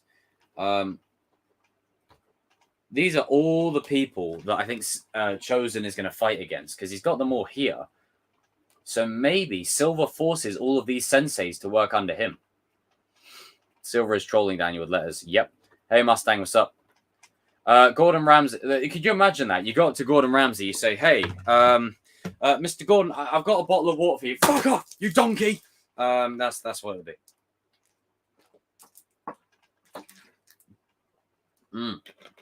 Having one of these on streams is important. But yeah, 106 people. Bro, I cannot believe this. 106 people. Jesus. Got She-Hulk coming out soon. Got Cassian Andor coming up soon. I want to talk about that. I'm going to be doing a stream with Darius at some point talking about Andor. So if you're a Star Wars fan, you're in the right place too. Miguel objectively is the one that is overall the best. But, you know, you can make a case for Robbie. I'm going to go for another half an hour, everyone. And then I'm going to call it a night. But I do want to, again, thank you, everyone who came into my birthday stream yesterday and had nothing but nice things to say and good questions and all that kind of stuff. I really do appreciate it. And everyone that mentioned oatmeal in the stream beforehand. Adam is an example. Big Kenny upgrading to oatmeal level. Oatmeal everywhere. Everywhere. Went from, this spiky red hair guy told me to quit to clocking the guy who beat Robbie in the face. I said, no mercy. Yeah, no mercy. Put it this way. If I was to just do streaming and then all of a sudden I come on and I'm just like, welcome to Chosen Live, number 73. We're talking about Cassian Andor in this one. No mercy. Like, just imagine. Like,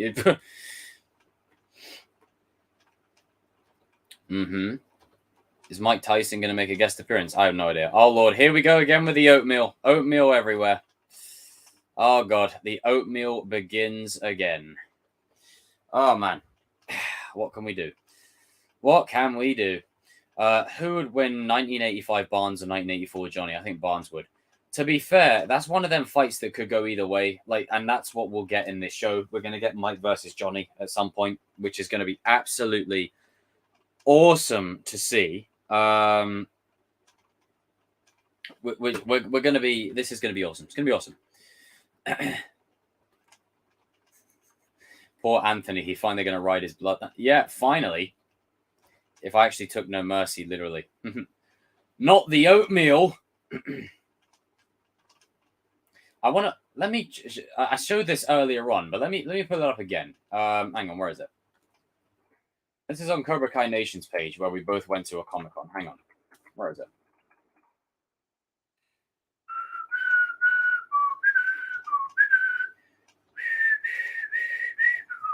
Right, here we go. Now, I'm sure some of you Cobra Kai fans have already seen this already, but just watch this. Look! Bobby, what are you doing? Deadpool?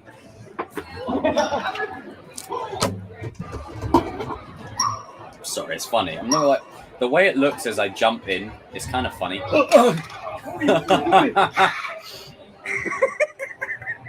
Deadpool? It's just the way that I come into the camera. Like, it's like, you know, Miguel, catch! Johnny, catch! And all of a sudden... Yeah, I just find it funny. The reason why Dimitri isn't in a lot of the trailers because he was off eating oatmeal. Jesus. Damn it, Melissa. Damn it, Melissa. God damn it. Finally made it. If they no mention of Sean, so we're going to be getting them hands ready. We're going to be getting them hands ready. Melissa, I can't believe.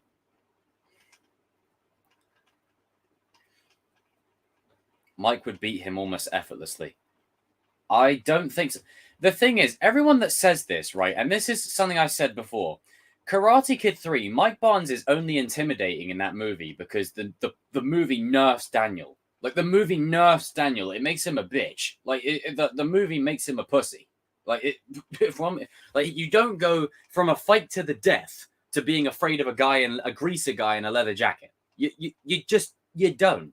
You do it the other way around. Now, if they were to say he had a lot of PTSD to what happened with Chosen, then I would understand it more. But I don't know. Like, Mike is good, but I think to say that he's just like stronger than Johnny and Chosen and everyone, I think it's very ignorant. I like, he's good. Like, Mike is intimidating, and Sean will bring that dynamic, and he's a bad boy. But it's like Robbie season 4. Like, it's not like we're talking like cream of the crop here, you know. Why do you think they're making the identity of the sensei with the blonde hair anonymous? What's so special about him? No idea. I mean, to be honest, there's like 6 other senseis that we know nothing about. So it's not completely, you know. It's you know, it's kind of, yeah, it's just one of them things where we probably won't know too much. We'll probably get like a Suicide Squad type montage of all the senseis. Afraid, not being afraid wouldn't have helped Daniel. Mike Barnes is a national champ. Joker was yeah. I mean, if you want to be putting it bluntly and objectively, like, you know, Mike is that dude, but like we don't want to oversell his abilities. Come on. Daniel talks way too much in part 3. Yeah, hey, listen, if there's one thing that we can all agree on, right?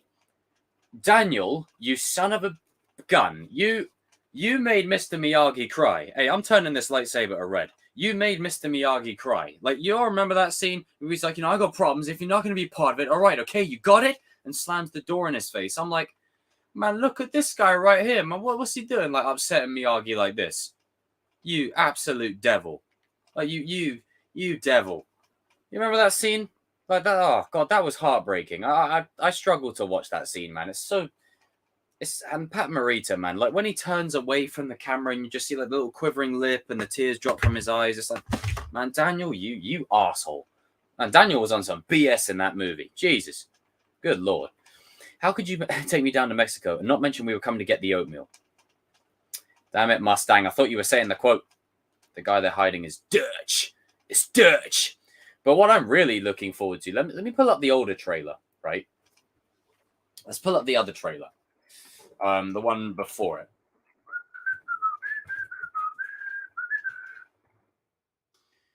I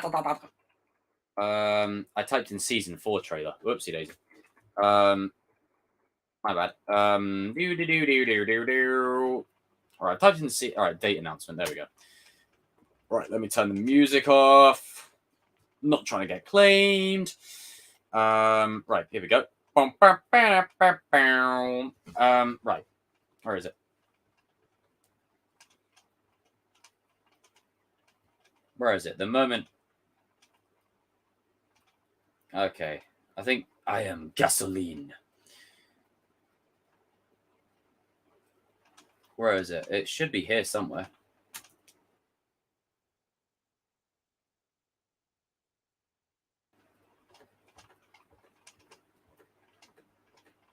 That's not it. Where is it? Oh, here we go. This bit right here. This bit right here, where like Johnny and Robbie are together, and he breaks this guy's board. I've got a lot of new people, so I'm gonna say it like this. Yo, dude, you broke my board, man. No, yo, it costs like $20, dude. Oh my god, dude. Yo, that's basically what that is. If you want to take power scaling into account, even though it's just dumb, Mike should be the best by statements. Yeah, but it's all like to do with recency bias, isn't it? It's the more recent they are, the more powerful they are. It's just never true. Yo, dude, you broke my board. You should be spreading peace and love, bro. That's not cool, dude. Yo, dude, you broke my oatmeal. God damn it. Rip-off Thor. I mean, it's a rip-off Thor. Cue the Thor Love and Thunder. You think you broke me? You broke my board too. Oh, God. It won't be long until it's fixed. Give it time.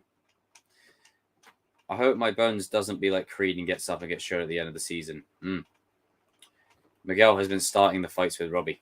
Yeah, flips it, you know. Great surfer impression. The £20 gives you away. Yeah.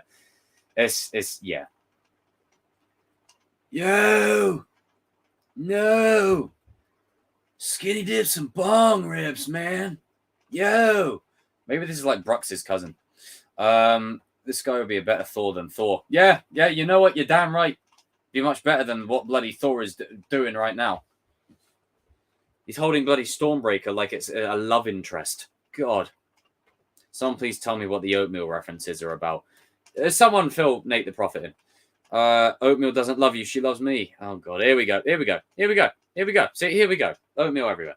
The original Karate Kid 3 DVD establishes that Mike is the strongest enemy. But again, we have to remove the... Like, you've got to take the nerd reason into account. But what I'm trying to get at is the movie nerfs Daniel. It's like Anakin in Revenge of the Sith. He can't fight Obi-Wan and he loses to Count Dooku. That's what it would be like. It's like, no. But let's be honest, that whole movie is just a madness. Is Miyagi a little late, but my favorite quote from Karate 3 is Miyagi's empty without you. Ouch. Yeah, you think I broke your heart? You broke mine too. Oh, Jesus. It's not even an iPad. I'm glad they're making good on their promise to have less relationship drama. Yes. That's important. That was a terrible movie. Well, it wasn't terrible. It just wasn't good. I mean, look. When I say my opinion, guys, it's my opinion. If that's your opinion, that's your opinion. It is what it is.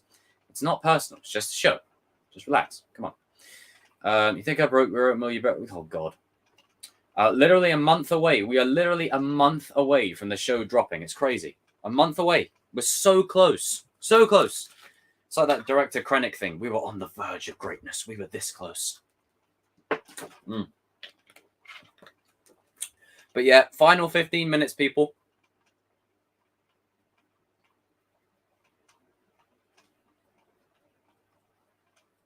Final 15 minutes. I guess love conquers all. How many fighters will be in the new season? But too many. San Miguel, Sobby, Torigel, and Rory is a hilarious love square. Yeah, I agree. So now that we got the trailer, what do you think we'll get next week? We'll get some more promo images, I think. And then maybe we'll get like a cheeky clip. Like before season 3 dropped of like Johnny editing it on the computer. We'll get a clip that sort of hypes it up. Who is this Thor guy you're on about? Last time I checked, it was a fat guy with sunglasses. God damn. Less than a month away for like 3 weeks. Kenny won't be... No, he won't beat Hawk. Tori's at the water park. Yep. All right. Do.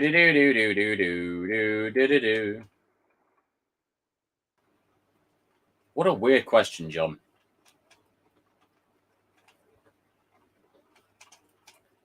All right, get your final questions in, people. Final 15 minutes. Will we get a video? Maybe. We might get a video. Oh, yeah. Miguel's still definitely going to be feeling that. But I think at best we'll get promo images next week. All right, Cobra Edits reckons Terry's number 1. Who's number 2 and 3? Trying to fight Hawk. It ain't happening. Yeah, Kenny's doing too much this season. RJ, sort it out, mate. Doing too much.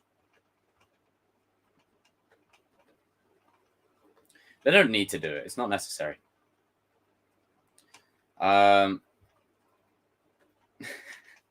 It's like I say, ask questions about the characters and the story, and that's the first thing that comes up. I mean, to be fair, it's this is out of my control. Yeah. I mean, yeah, it's out of your control, but you can sort it out. Kenny is the best. That's a troll, right? You're trolling. Yeah, you're definitely trolling. Is Elizabeth Shue ever coming back? I don't know. I wouldn't. I mean, if she doesn't, her character ended on a good note. So if she was never to come back, then I wouldn't be angry because her ending was so good. But I wouldn't be against her coming back. Yeah, we'll get a couple of clips. I just hope they don't spoil everything like they did season 3, because that was annoying. And season 4 as well, they started doing it. We'll probably get a couple of clips the final week before release. We'll get one of Cobra Kai and one of Miyagi-Do. Who wins right now, Kenny versus Kyler? Good question. Now, I would say Kyler, but I think Kenny will take him. I think Kenny will just absolutely decimate him. Mike is the better fighter, but exactly. You see, thank you, Rodney. Thank you. That's basically what I was trying to say, is that Mike is supposed to be the better fighter, but the movies don't do a great job of representing that. Kenny about to drop that green hair NPC from Miyagi-Do. Hey. Watch your mouth.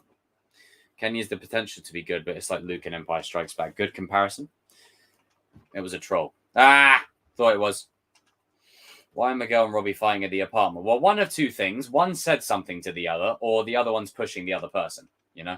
So it could be a situation Robbie's trying to force him to get back into karate. Maybe Miguel's like, I want to be done with karate. Maybe he's like, I'm done with it, you know? You never know. Just something to think about. What is the one thing this season chosen that they could do to ruin the show for you? Kill him. If they kill him, then yeah. Don't kill him. There's your side, and then your side, and then there is oatmeal. You know what? Let's really play into this. Screw it. Let's have a bit of fun. Where's Hey, I'm missing something. Drop my change. Okay, here we go. So I got the London Olympics thing, and I got Mike Wazowski. All right. So there's your side, and there's your side, and then there is the truth. And the truth is, you know,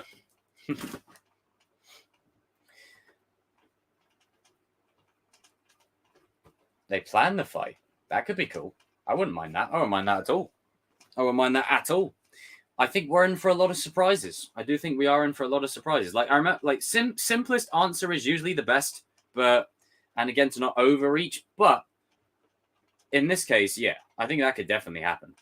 We're in for a lot of surprises. Is Johnny being an Uber driver before or after? Oh, after. Like he'll be going to Mexico straight away. Like he won't be like, you know, oh, Miguel's buggered off to Mexico. Like I gotta fuck off. I gotta go and do this Uber. I've got to deliver this pie and chips immediately because Sid needs it. I need to do it. It's like, no, he's gonna go to get Miguel first. He'll deal with that later. Yeah, Mike is the least interesting one. I agree. Who do you think? Well, put it this way. I have no way to prove this, but I think the Mexico arc will be wrapped up within quick time. I don't think it's going to last long. And then that basically... I don't want to say it takes Miguel's father out of the situation, but he won't be as big of a role as everyone thinks. I don't think he'll be significant because there's so much they got to do. So it's nuts. Thank you, Liam. I appreciate that, mate. Eli not trying to smoke a fresh... Jesus. Good Lord. Why would they plan the fight? Well, put it this way. When you have a rival, right, you get to a point as rivals where you both... I mean, Daniel and Johnny, they did it in season 4 where they're like, you want to finish the fight? Let's finish it. You know, it could be something like that. It could literally be something like that. This is where the fun begins. Yes, it is. Man, my chat. Why is my chat jumping so fast? Damn. Wouldn't Johnny need money to go to Mexico? Unless he is an Uber driver to save up cash. Maybe he could save up some cash. But he'll still have a bit of cash left from when he was doing dojo stuff, I think. Oh, damn it, dude. So I think Robbie will be passive aggressive. Yeah. Robbie will just do the smart mouth bullshit. 3 episodes maximum. What the fuck? I'm not even reading that comment. Johnny, what's an Uber? He's an Uber driver. God damn. Yeah, be about 2-3 episodes. It won't be anything longer than that. Yeah, I see what you mean, but I think it'll be all right. I think, we will have some twists and turns, but they'll do it in a way that it doesn't undo it doesn't undo anything. Johnny had a babble head with this. Oh, what? Oh, okay. Well, there you go. Confirmed. Good spot by TCK. Nice little detective work there. Have to remember Miguel and Robbie are basically going to break their issues quicker than Daniel. Yeah, they're supposed to. Yes. They've just got to force it along to get through it. Your favorite fight, Johnny versus. Wait, well, hang on. Johnny versus Creed versus Daniel. Wait, Creed's a completely different universe. I assume you just mean Johnny versus Daniel. Which one are we talking here? Eli is smoking that Kenny.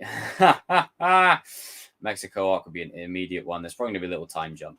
Yeah, I agree. There'll probably be a time jump. Maybe Dimitri goes on holiday. And by the time he comes back, everyone's teamed up again.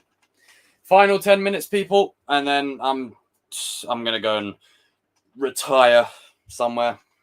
Go live on a farm. Drago's going to show up and kill Silver. If he dies, he dies.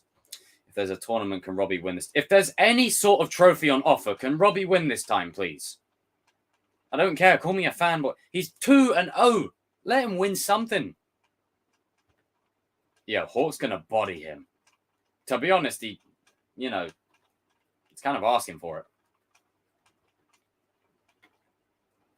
Oh, Johnny, Daniel. Oh, sorry. You mean Johnny, Kreese, and Daniel in season 3. Yeah, that's my favorite. I like that one. It's great. Yeah, I mean, we can't have you getting your butt kicked, but, you know. But yeah, 90-odd people. Oh my God, this is insane. We've got 77 likes at the moment. Can we get to 80 likes? 80 likes. But yeah, I'm looking forward to what this season's going to bring. It's going to be a good season. Now, I do want to, again, preface this, that I don't want to, because again, as I said at the start, we live in the age of fandom when there's just no nuance anymore. It's either a 10 out of 10 or it's shit. It's like, I can't just like a trailer anymore. Like, people get automatically defensive, and they're like, no, it's the best trailer ever. It's the best. Oh my God, oatmeal everywhere. And then there's the flip side of that, where it's just like, no, the trailer sucks. It's trash. Oh my God, it's trash. Oh my God, my eyes are burning. Bleach my eyes. I'm like, can both sides shut the fuck up? Like, shut up. You can like something. It's fine. To anyone that likes or dislikes something, you can absolutely do that. Good Lord. Like, it's just the extremes. It's like, what the fuck? Like, make no mistake. Toxic positivity is a thing too. That's another problem. Like, it's just like, I've got to love it all. It's just like, could just chill. Relax. And then there's the negative side where it's just like, oh, it's like, just shut up. Like, I can't say that I liked a trailer anymore. Like, I've got to absolutely 10 out of 10 it. Like you're throwing 10 out of 10. 10 out of 10 is thrown around so much. It doesn't mean anything anymore. It has no meaning. Good Lord. It's a good trailer. Like, I like it, but it's not my favorite out of all the trailers. It doesn't give me that, that kind of vibe. It gives me the vibe of, okay. Oh, I like this. Like, the trailer does exactly what the trailer needs to do. The trailer, yeah, but you see, the thing is, even if someone's, it goes both ways, though. It goes both ways.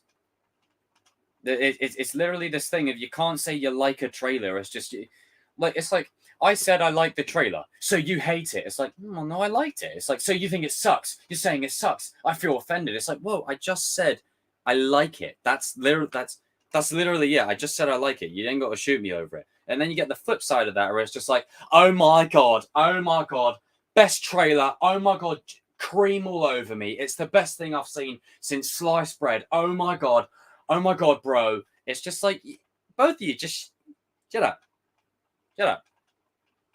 This is why nuanced people like myself, number one, because you just know when to be a bit fair to both, you know?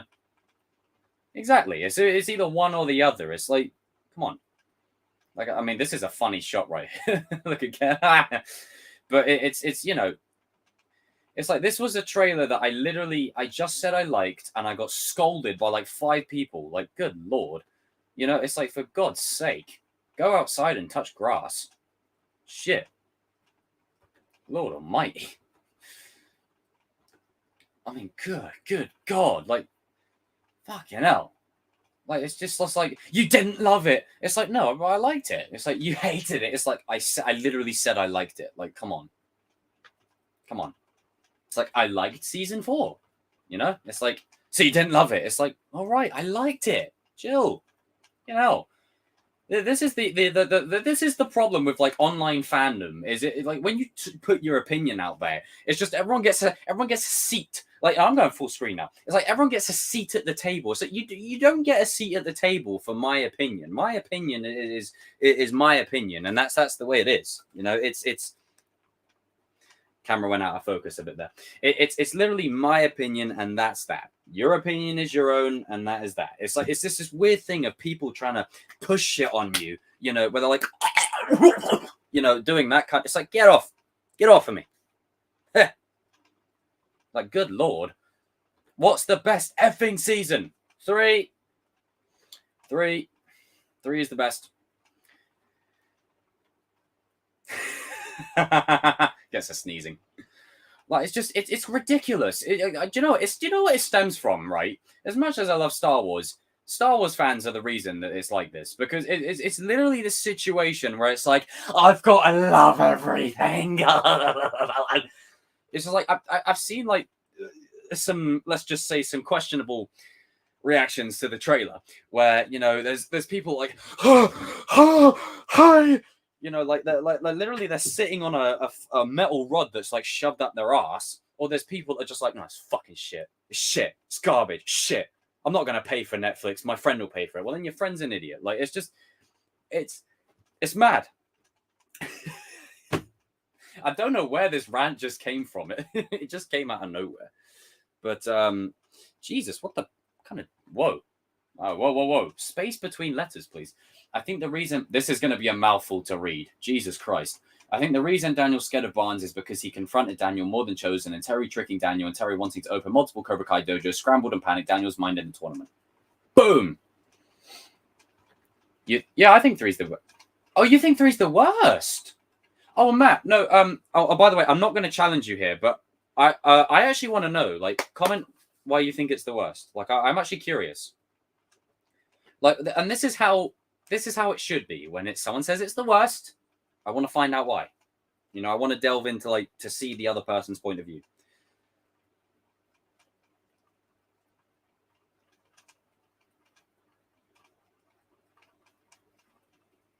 Like, it's crazy, man.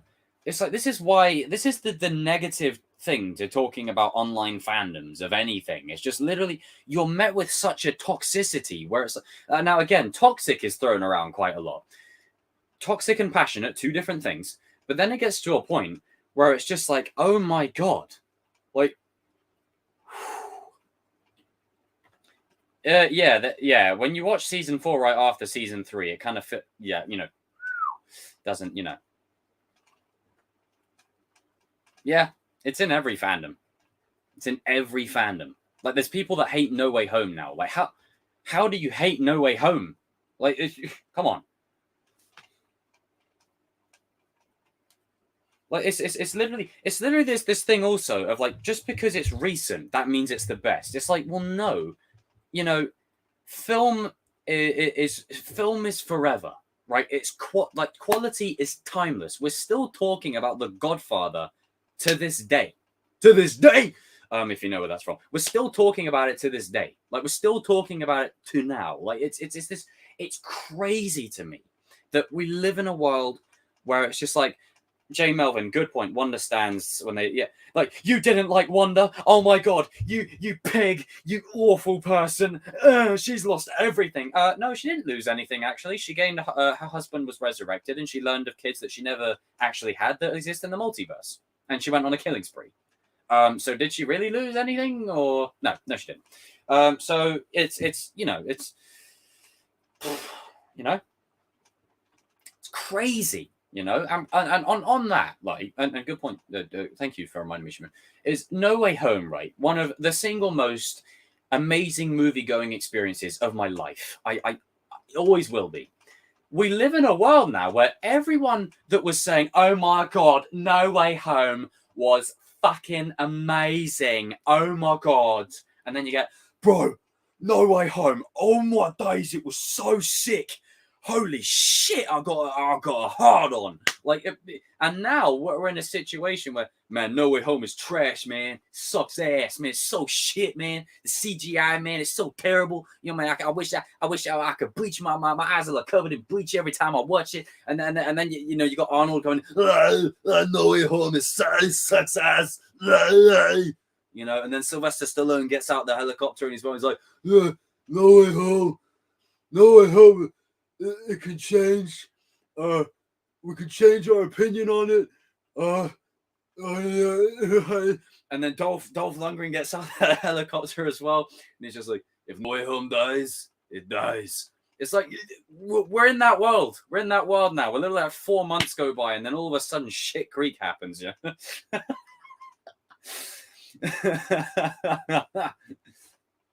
Good point, Linkai. Good point. Dude, it's just like, you know, put it this way, right? On the Batman, you know what? I'm not ending this stream at 2 hours. I'm still going on. I'm carrying on. Fuck it. I'm on a full-on rant. I'm catching up on all the comments that I've missed. Well, I'm glad that I can entertain you guys, right? So, but basically, right, let's put it this way. Get to the oatmeal. 7 to 8, 10, exactly. Not everything has to be a 10 out of 10 or shit. Like, you can have them.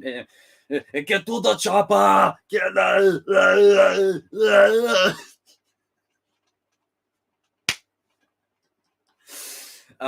show's repetitive. On the internet, you can only like. It's so weird to me. Like, it's weird.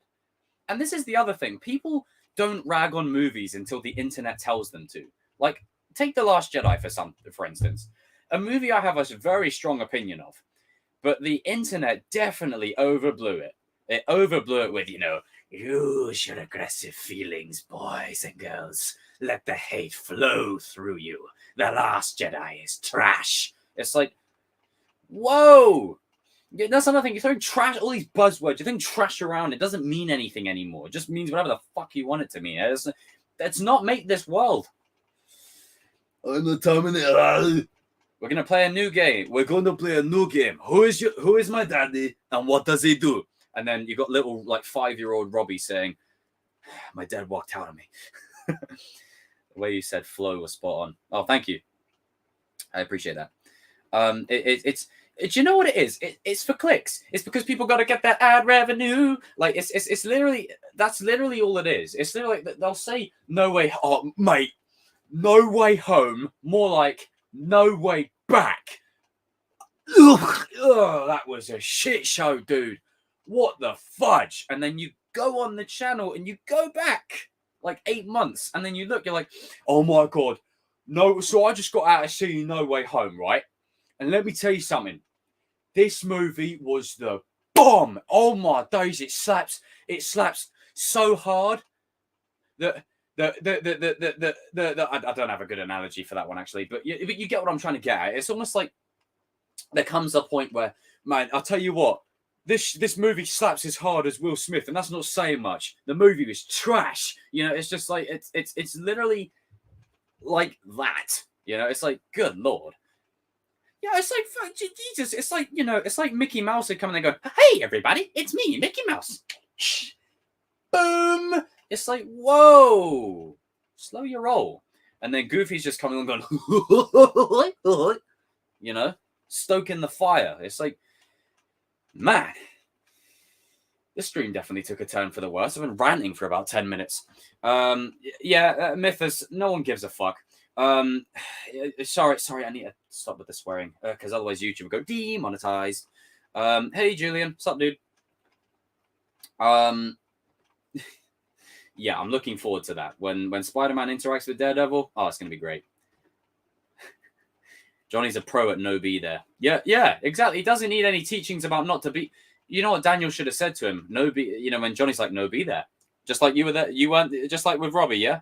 Oh, that's you know, someone make that edit. And credit me when you do it. But yeah, it's nuts. It's literally like, I need to do a video about fandom on the internet, like a full-on Chosen live talking about online fandom, because it becomes fucking serious to people. Like, I mean, and it's serious to me, but it gets to a point where it's just like, yo, slow it down. And I gotta say, Star Wars fans and Marvel fans are the worst. The worst, because at least DC fans you can kind of have a bit of a back and forth with, unless it's Batman. But other than that, you can kind of have a bit of a back and forth with. With Marvel fans, like, they just, nothing's bad. Nothing is questionable. Everything is amazing. Everything's 10 out of 10. I'm like, you can't be serious.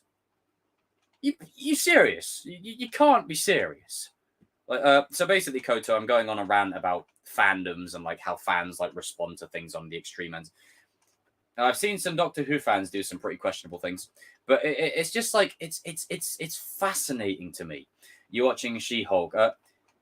Put it this way: they put Daredevil in the trailer because they know the show's going to suck. Have any of you seen the clip that they released with Abomination doing counseling? They've literally got Emil Blonsky counseling She-Hulk. What? Sorry, what? You butchered the character. You completely butchered him. What are you doing?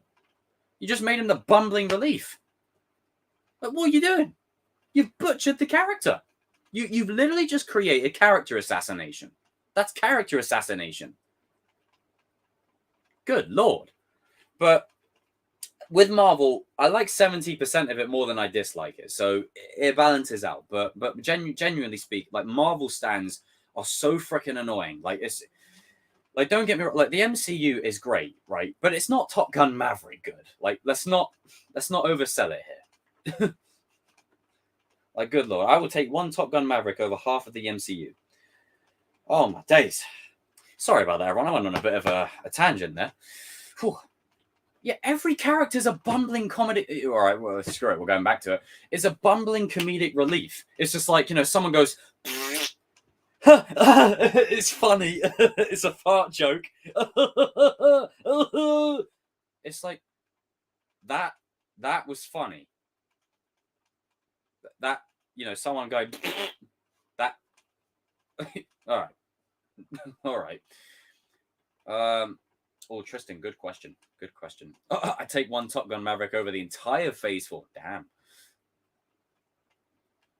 He's a therapist. It makes no sense. It makes zero sense. Every movie is a 10 out of 10 masterpiece. And I have defended Marvel for years, right? With people, the directors and actors attacking it because A, they want to be in it, B, they're not relevant anymore, or C, they're unhappy that the MCU is getting more shine than they are. And my problem with that was like, okay, just admit you're jealous of the MCU success. But it's getting to a point now where I'm struggling to forgive what they're doing. Like, Jesus, I'm like, God, let's not make this world, man. Phase 5 and 6 will be better, but Jesus Christ, like, put it this way. I like the character of She-Hulk, but to watch a whole show of it, like, I don't need to sit there. Again, that's a lot of hours sat on your ass. Like, I'd rather be making it, you know? Maybe some people are content with doing a 9 to 5, you know, coming home and just, you know, and just binging everything like some Black Mirror kind of shit. But me, like, I'd rather be making it. Like, I'd rather be making it. Or I'd rather rewatch stuff. Like, for instance, Daredevil Season 3 or Civil War. Like, I'd rather rewatch things, you know? I am looking forward to Blade. I do like the yellow suit. Like, it's great to see it, but that red suit's always the best. Yeah, when they said a light fun side of Daredevil, immediately my alarm bells are going ding, ding, ding, ding, ding, ding, ding, ding. I'm getting worried. I'm getting really worried. It's just been mediocre. Yeah, this Hulk, just kill him off. This Hulk ain't funny. He ain't doing it for me. Like, it's just, you just look at the transition from the Incredible Hulk, where it's like this to, you know, you know, and making, you know, Hulk, big green monster, like a big green baby. I'm like, that's not Hulk. That's not Hulk. Oh God, Jesus. Fucking hell. God Lord Almighty.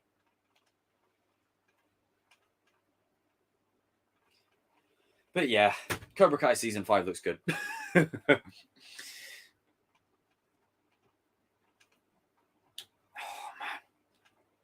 Yeah, Eric Banner coming in, killing him off. I would like that.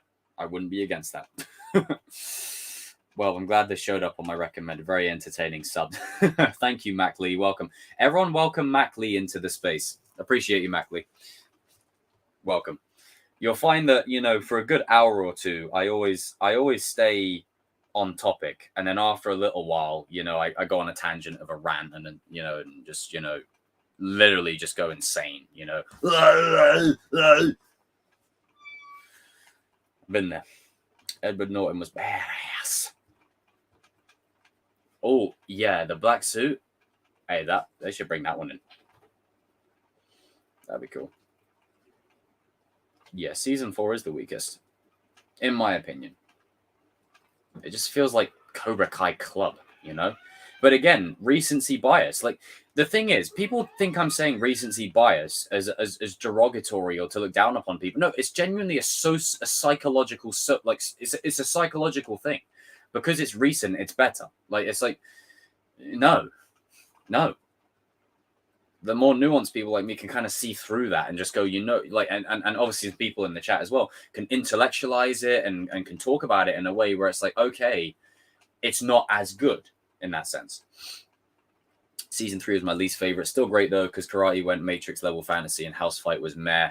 Multiple hardcore felonies was a lot even fiction in the show. Great combo and civil discussion.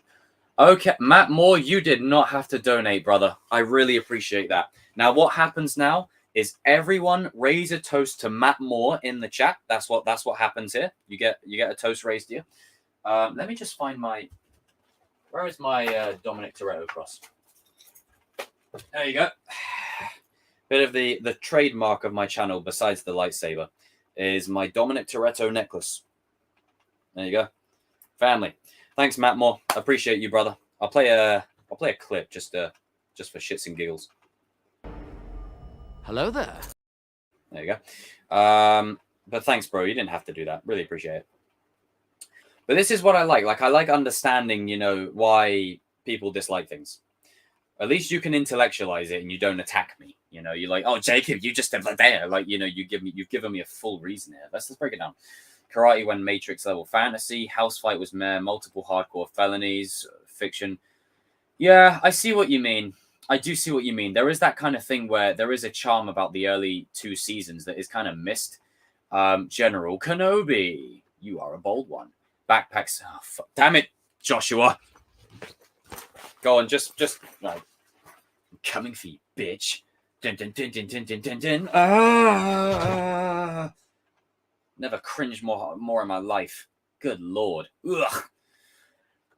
To do a series and already established. Yeah, I mean, bringing in new characters is cool, but, you know, it seems like they're pushing out the old guard. Well, not pushing them out. They're just not, you know. But no, that's a fair point, Matt Moore. It's a fair point.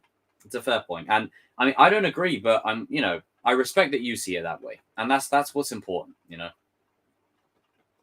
But it's definitely interesting to hear that it's someone's least favorite. Here we go. The backpack's out. Sorry to make you choose. Would you rather watch Phase 4 except No Way Home or Venom 2? I'd rather watch Phase 4 because I get Falcon and Winter Soldier. I am not watching Venom 2. Like, Jesus Christ. The whole movie, you've got bloody Venom going, yo, dude, I now know who I am. It's like, what the fuck are we doing? What is this? What have you done to Venom? Can someone please put into words what you've done to Venom here? Like, he's got a glow stick around him. Like, and it's like bloody. It's like the person who wrote this movie. It's like I was watching a movie that was from The Onion. I thought, is this a joke? Is like that surfer dude from the trailer going, yo, dude, I got my script for Venom 2, dude. Yo, Like, am I watching that guy write this? Like, what the? Jesus! Good Lord! And then, like, Venom and Eddie are like, no, you, I hate you. And then he's punching himself. And it's just like, and then there's this weird cuck storyline with, like, Anne's boyfriend and stuff. I'm like, why are we doing this? Like, Carnage should have absolutely killed Anne. Should have absolutely killed Anne. Didn't do it. It's like, oh, but Anne's the love interest. It's like, I don't care. Kill her off. Kill her off. Give the story some emotional gravity. Like, Jesus, what is this weird cuck stuff? Like, the boyfriend's following him around. Would you, Venom, would you like me to, oh, please, can I kiss your feet, Venom? Eddie, would you like me to hold your notepad and pen for you? I'm like, what the hell are we doing? Like, how did we get here? Like, he's got a fucking glow stick on and he's just like, yo, I now know who I am. Like, what? What? Oh, Jesus. I'll take one Stranger Thing. I'll take all of Stranger Things over Venom. Good Lord. Man.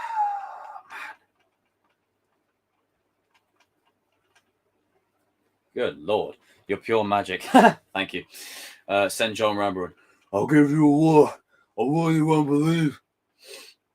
Speaking of, I watched the Expendables trilogy fully the other day. Really loved it. So annoyed that I never watched it sooner. Like, I've always watched bits and pieces, but never the whole thing. And put it this way, the story of Expendables 1, 2, and 3, the stories suck. They're the most generic, tropey things ever. But there's something so satisfying about seeing Terry Crews, Sly, Arnold, Harrison Ford, like Harrison Ford flying a chopper, and you got Jet Li and Arnold, like, it's great. I didn't watch Breaking Bad or Stranger Things. Which one would you recommend more? I'd recommend them both, but watch Breaking Bad first. Falcon Winter Soldier. It's a good show. It has my favorite ending of all the MCU shows. In my opinion, New Hope is underrated. Yeah, New Hope doesn't get talked about much nowadays, but it's the one that has the most magic in it.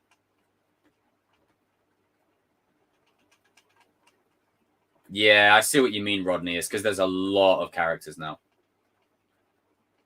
Like, the first Venom I can watch, but the second one is just a shit show. It's just like, what on earth are you doing? John Wick, yes. I'm looking forward to that. You see, the thing is, the reason why John Wick and Mission Impossible work, you know what you're going to get. You're going to get John Wick going, yeah, I'm thinking I'm back. You know, he's not like a Leonardo DiCaprio actor. He's not got that kind of charisma, and he's, guns, lots of guns.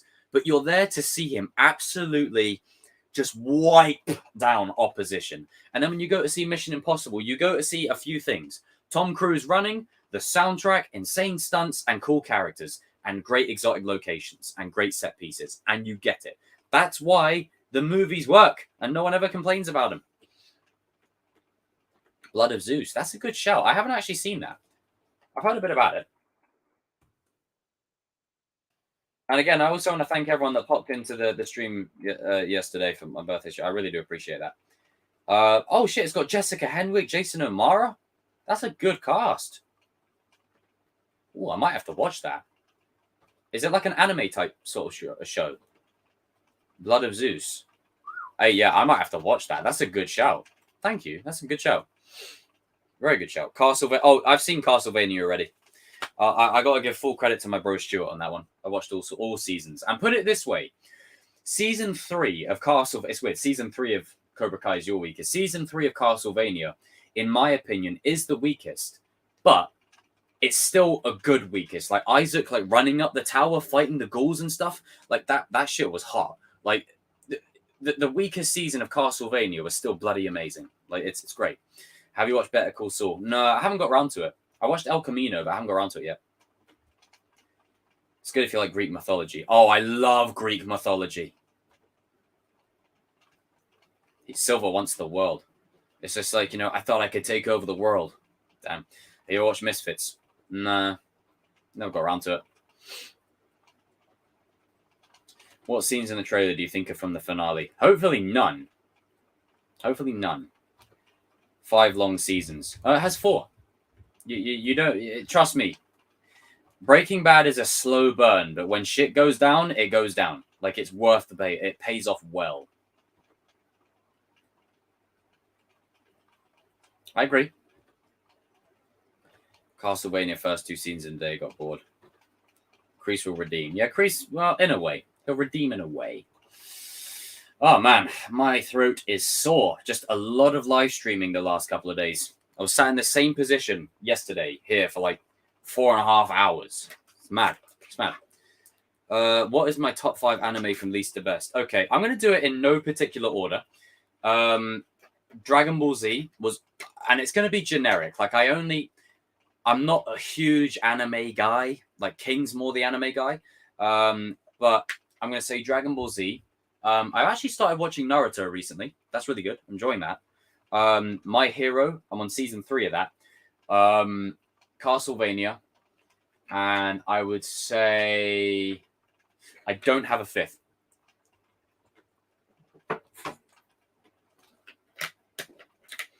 Everybody wants to rule the world. Could you imagine if, like, the trailer for Cobra Kai was like, girls will run the world? Oh, yeah. Breaking Bad is notorious for being a slow burn, but you will get invested. And then when you watch the whole show, you're like, man, I could rewatch this back easily. Attack on Titan. Good suggestion. Heard a lot about it. Do you also hate Two-Face fans? I'll give you an example. People now saying Garfield's movies are awesome now when they were hating on them before. Yeah, this is the thing. Put it this way. Attack on Titan and Jujutsu Kaisen. Thanks, Alex. I'll definitely check them out. Put it this way. Akira's a good anime. Oh, dude. On a quick side note, John Knoll actually said that for the fight between Yoda and Count Dooku in Attack of the Clones, they should have it very Akira-based. That's the first time I ever heard of it. Tears for Fears. Not bad. But essentially, Andrew Garfield's movies, I've never really hated them. I've always liked them more than I've disliked them. I've always felt like fans were too critical.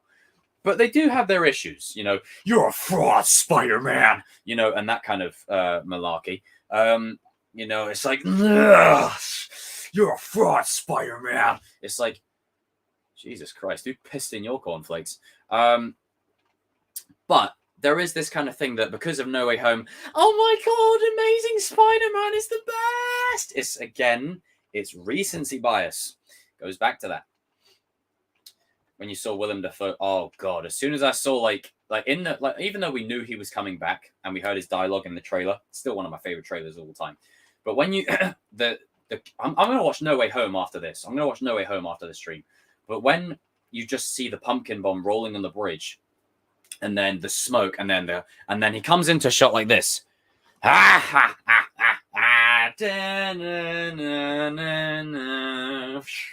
Oh, so clean.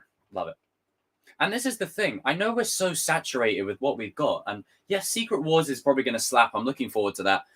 There's a lot of great shit going on. But let's not forget how much we've been spoiled. Like, No Way Home is an event that I never thought I would see. Like, that's why I bought it on 4K Blu-ray. Like, I fucking love that movie. Love it. Yeah, people need to stop lying. You know, you can be fair.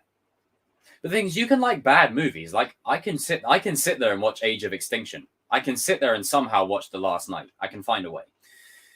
Too suave and smooth. Yeah, I agree. Andrew was great in Tick, Tick, Boom. The pumpkin bomb scene. Oh, dude. Tasty. Another 7 minutes, guys, and then I'm going to be rounding off. I'm going to be chilling for the evening. Going to be absolutely chilling. But I want to thank every single person who has tuned in to this live stream, my birthday live stream, the Kings of Pop Culture stream that I did the other day, and the stream of the trailer this morning. I appreciate each and every one of you. And I can't say it enough, because the thing is, I've been a fan of YouTubers more than I've actually been a YouTuber. And I know what it's like when, you know, you just want to say to a YouTuber, hey, I appreciate what you're doing, blah, blah, blah, blah, blah. And you get little to no acknowledgement whatsoever. So I'm not like that. I appreciate all of you. And I try and take my time to read as many comments as I can. Obviously, I do get some weird comments in there, as you guys will have seen. But I do try my best. Oh, thank you, Mackley. Cheers, pal. Yeah, it's great. And welcome to the family as well, dude. Hopefully see you in more streams. But yes, this Sunday, My brother Danny will be assembling a badass list, and we'll be probably discussing Marvel, DC, more Cobra Kai as always. And then the week after, it will be a Rush Hour 3 watch party. I'll be streaming this Saturday, hopefully, depending on what goes on. I'll be doing a Chosen Live about, I'll be talking about fandoms. But let me just pull up a clip from the latest Kings of Pop Culture stream, right? Where there was just a massive amount of, there was just some craziness that was going down in that stream. And it's probably going to spark it again in the chat here, but this basically sent every single one of us into hysterics.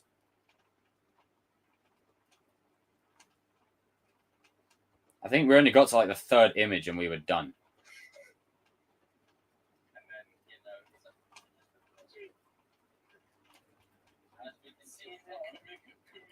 Right, there we go.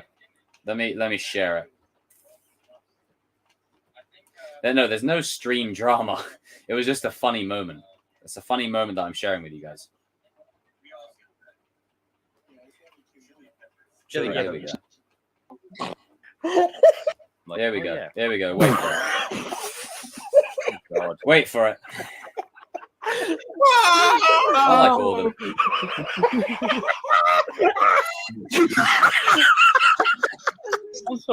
I'm sorry. Give me a minute. I agree, Amy. See, I got the same background. Take all that oatmeal and store it. When I say this sent every single one of us, it sent every single one of us.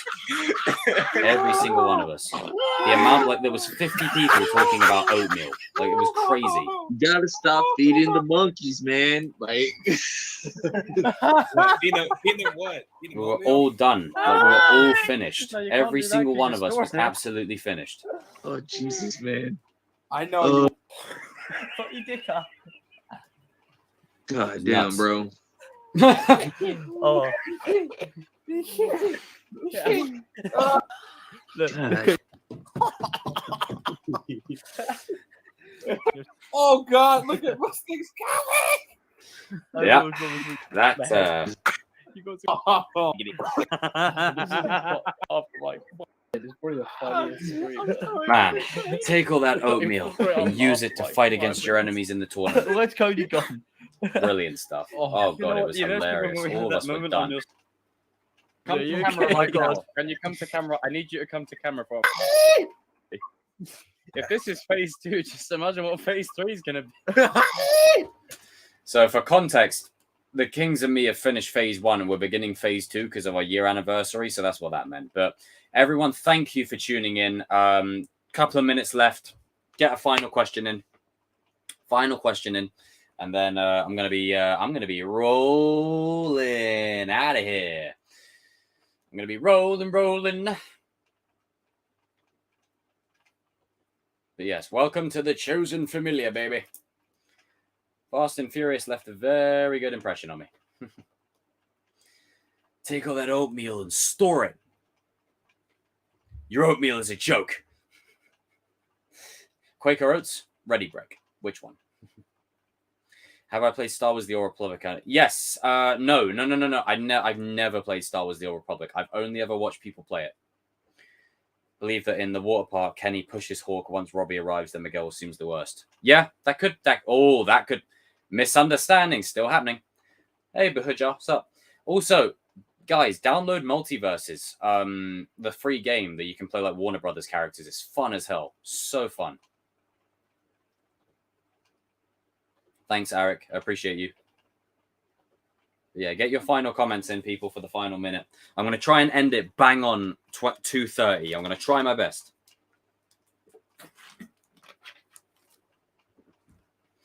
Favorite Daredevil season? 3. Bullseye absolutely dominated that season. And Punisher was great in season 2. Elektra was... Robbie pushes Orc in the ball, leaves Kenny. Jesus Christ. See you later, Matt Moore. Thank you for the donation earlier, brother. I appreciate you, man. You didn't have to do that. Oh, Multiverse is a lot of fun. You don't give a shit about us. You just want our oatmeal. All right, okay. Are you ready, team? And in 3, 2, 1. No, 3, 2, 1. Take care of yourselves. Peace.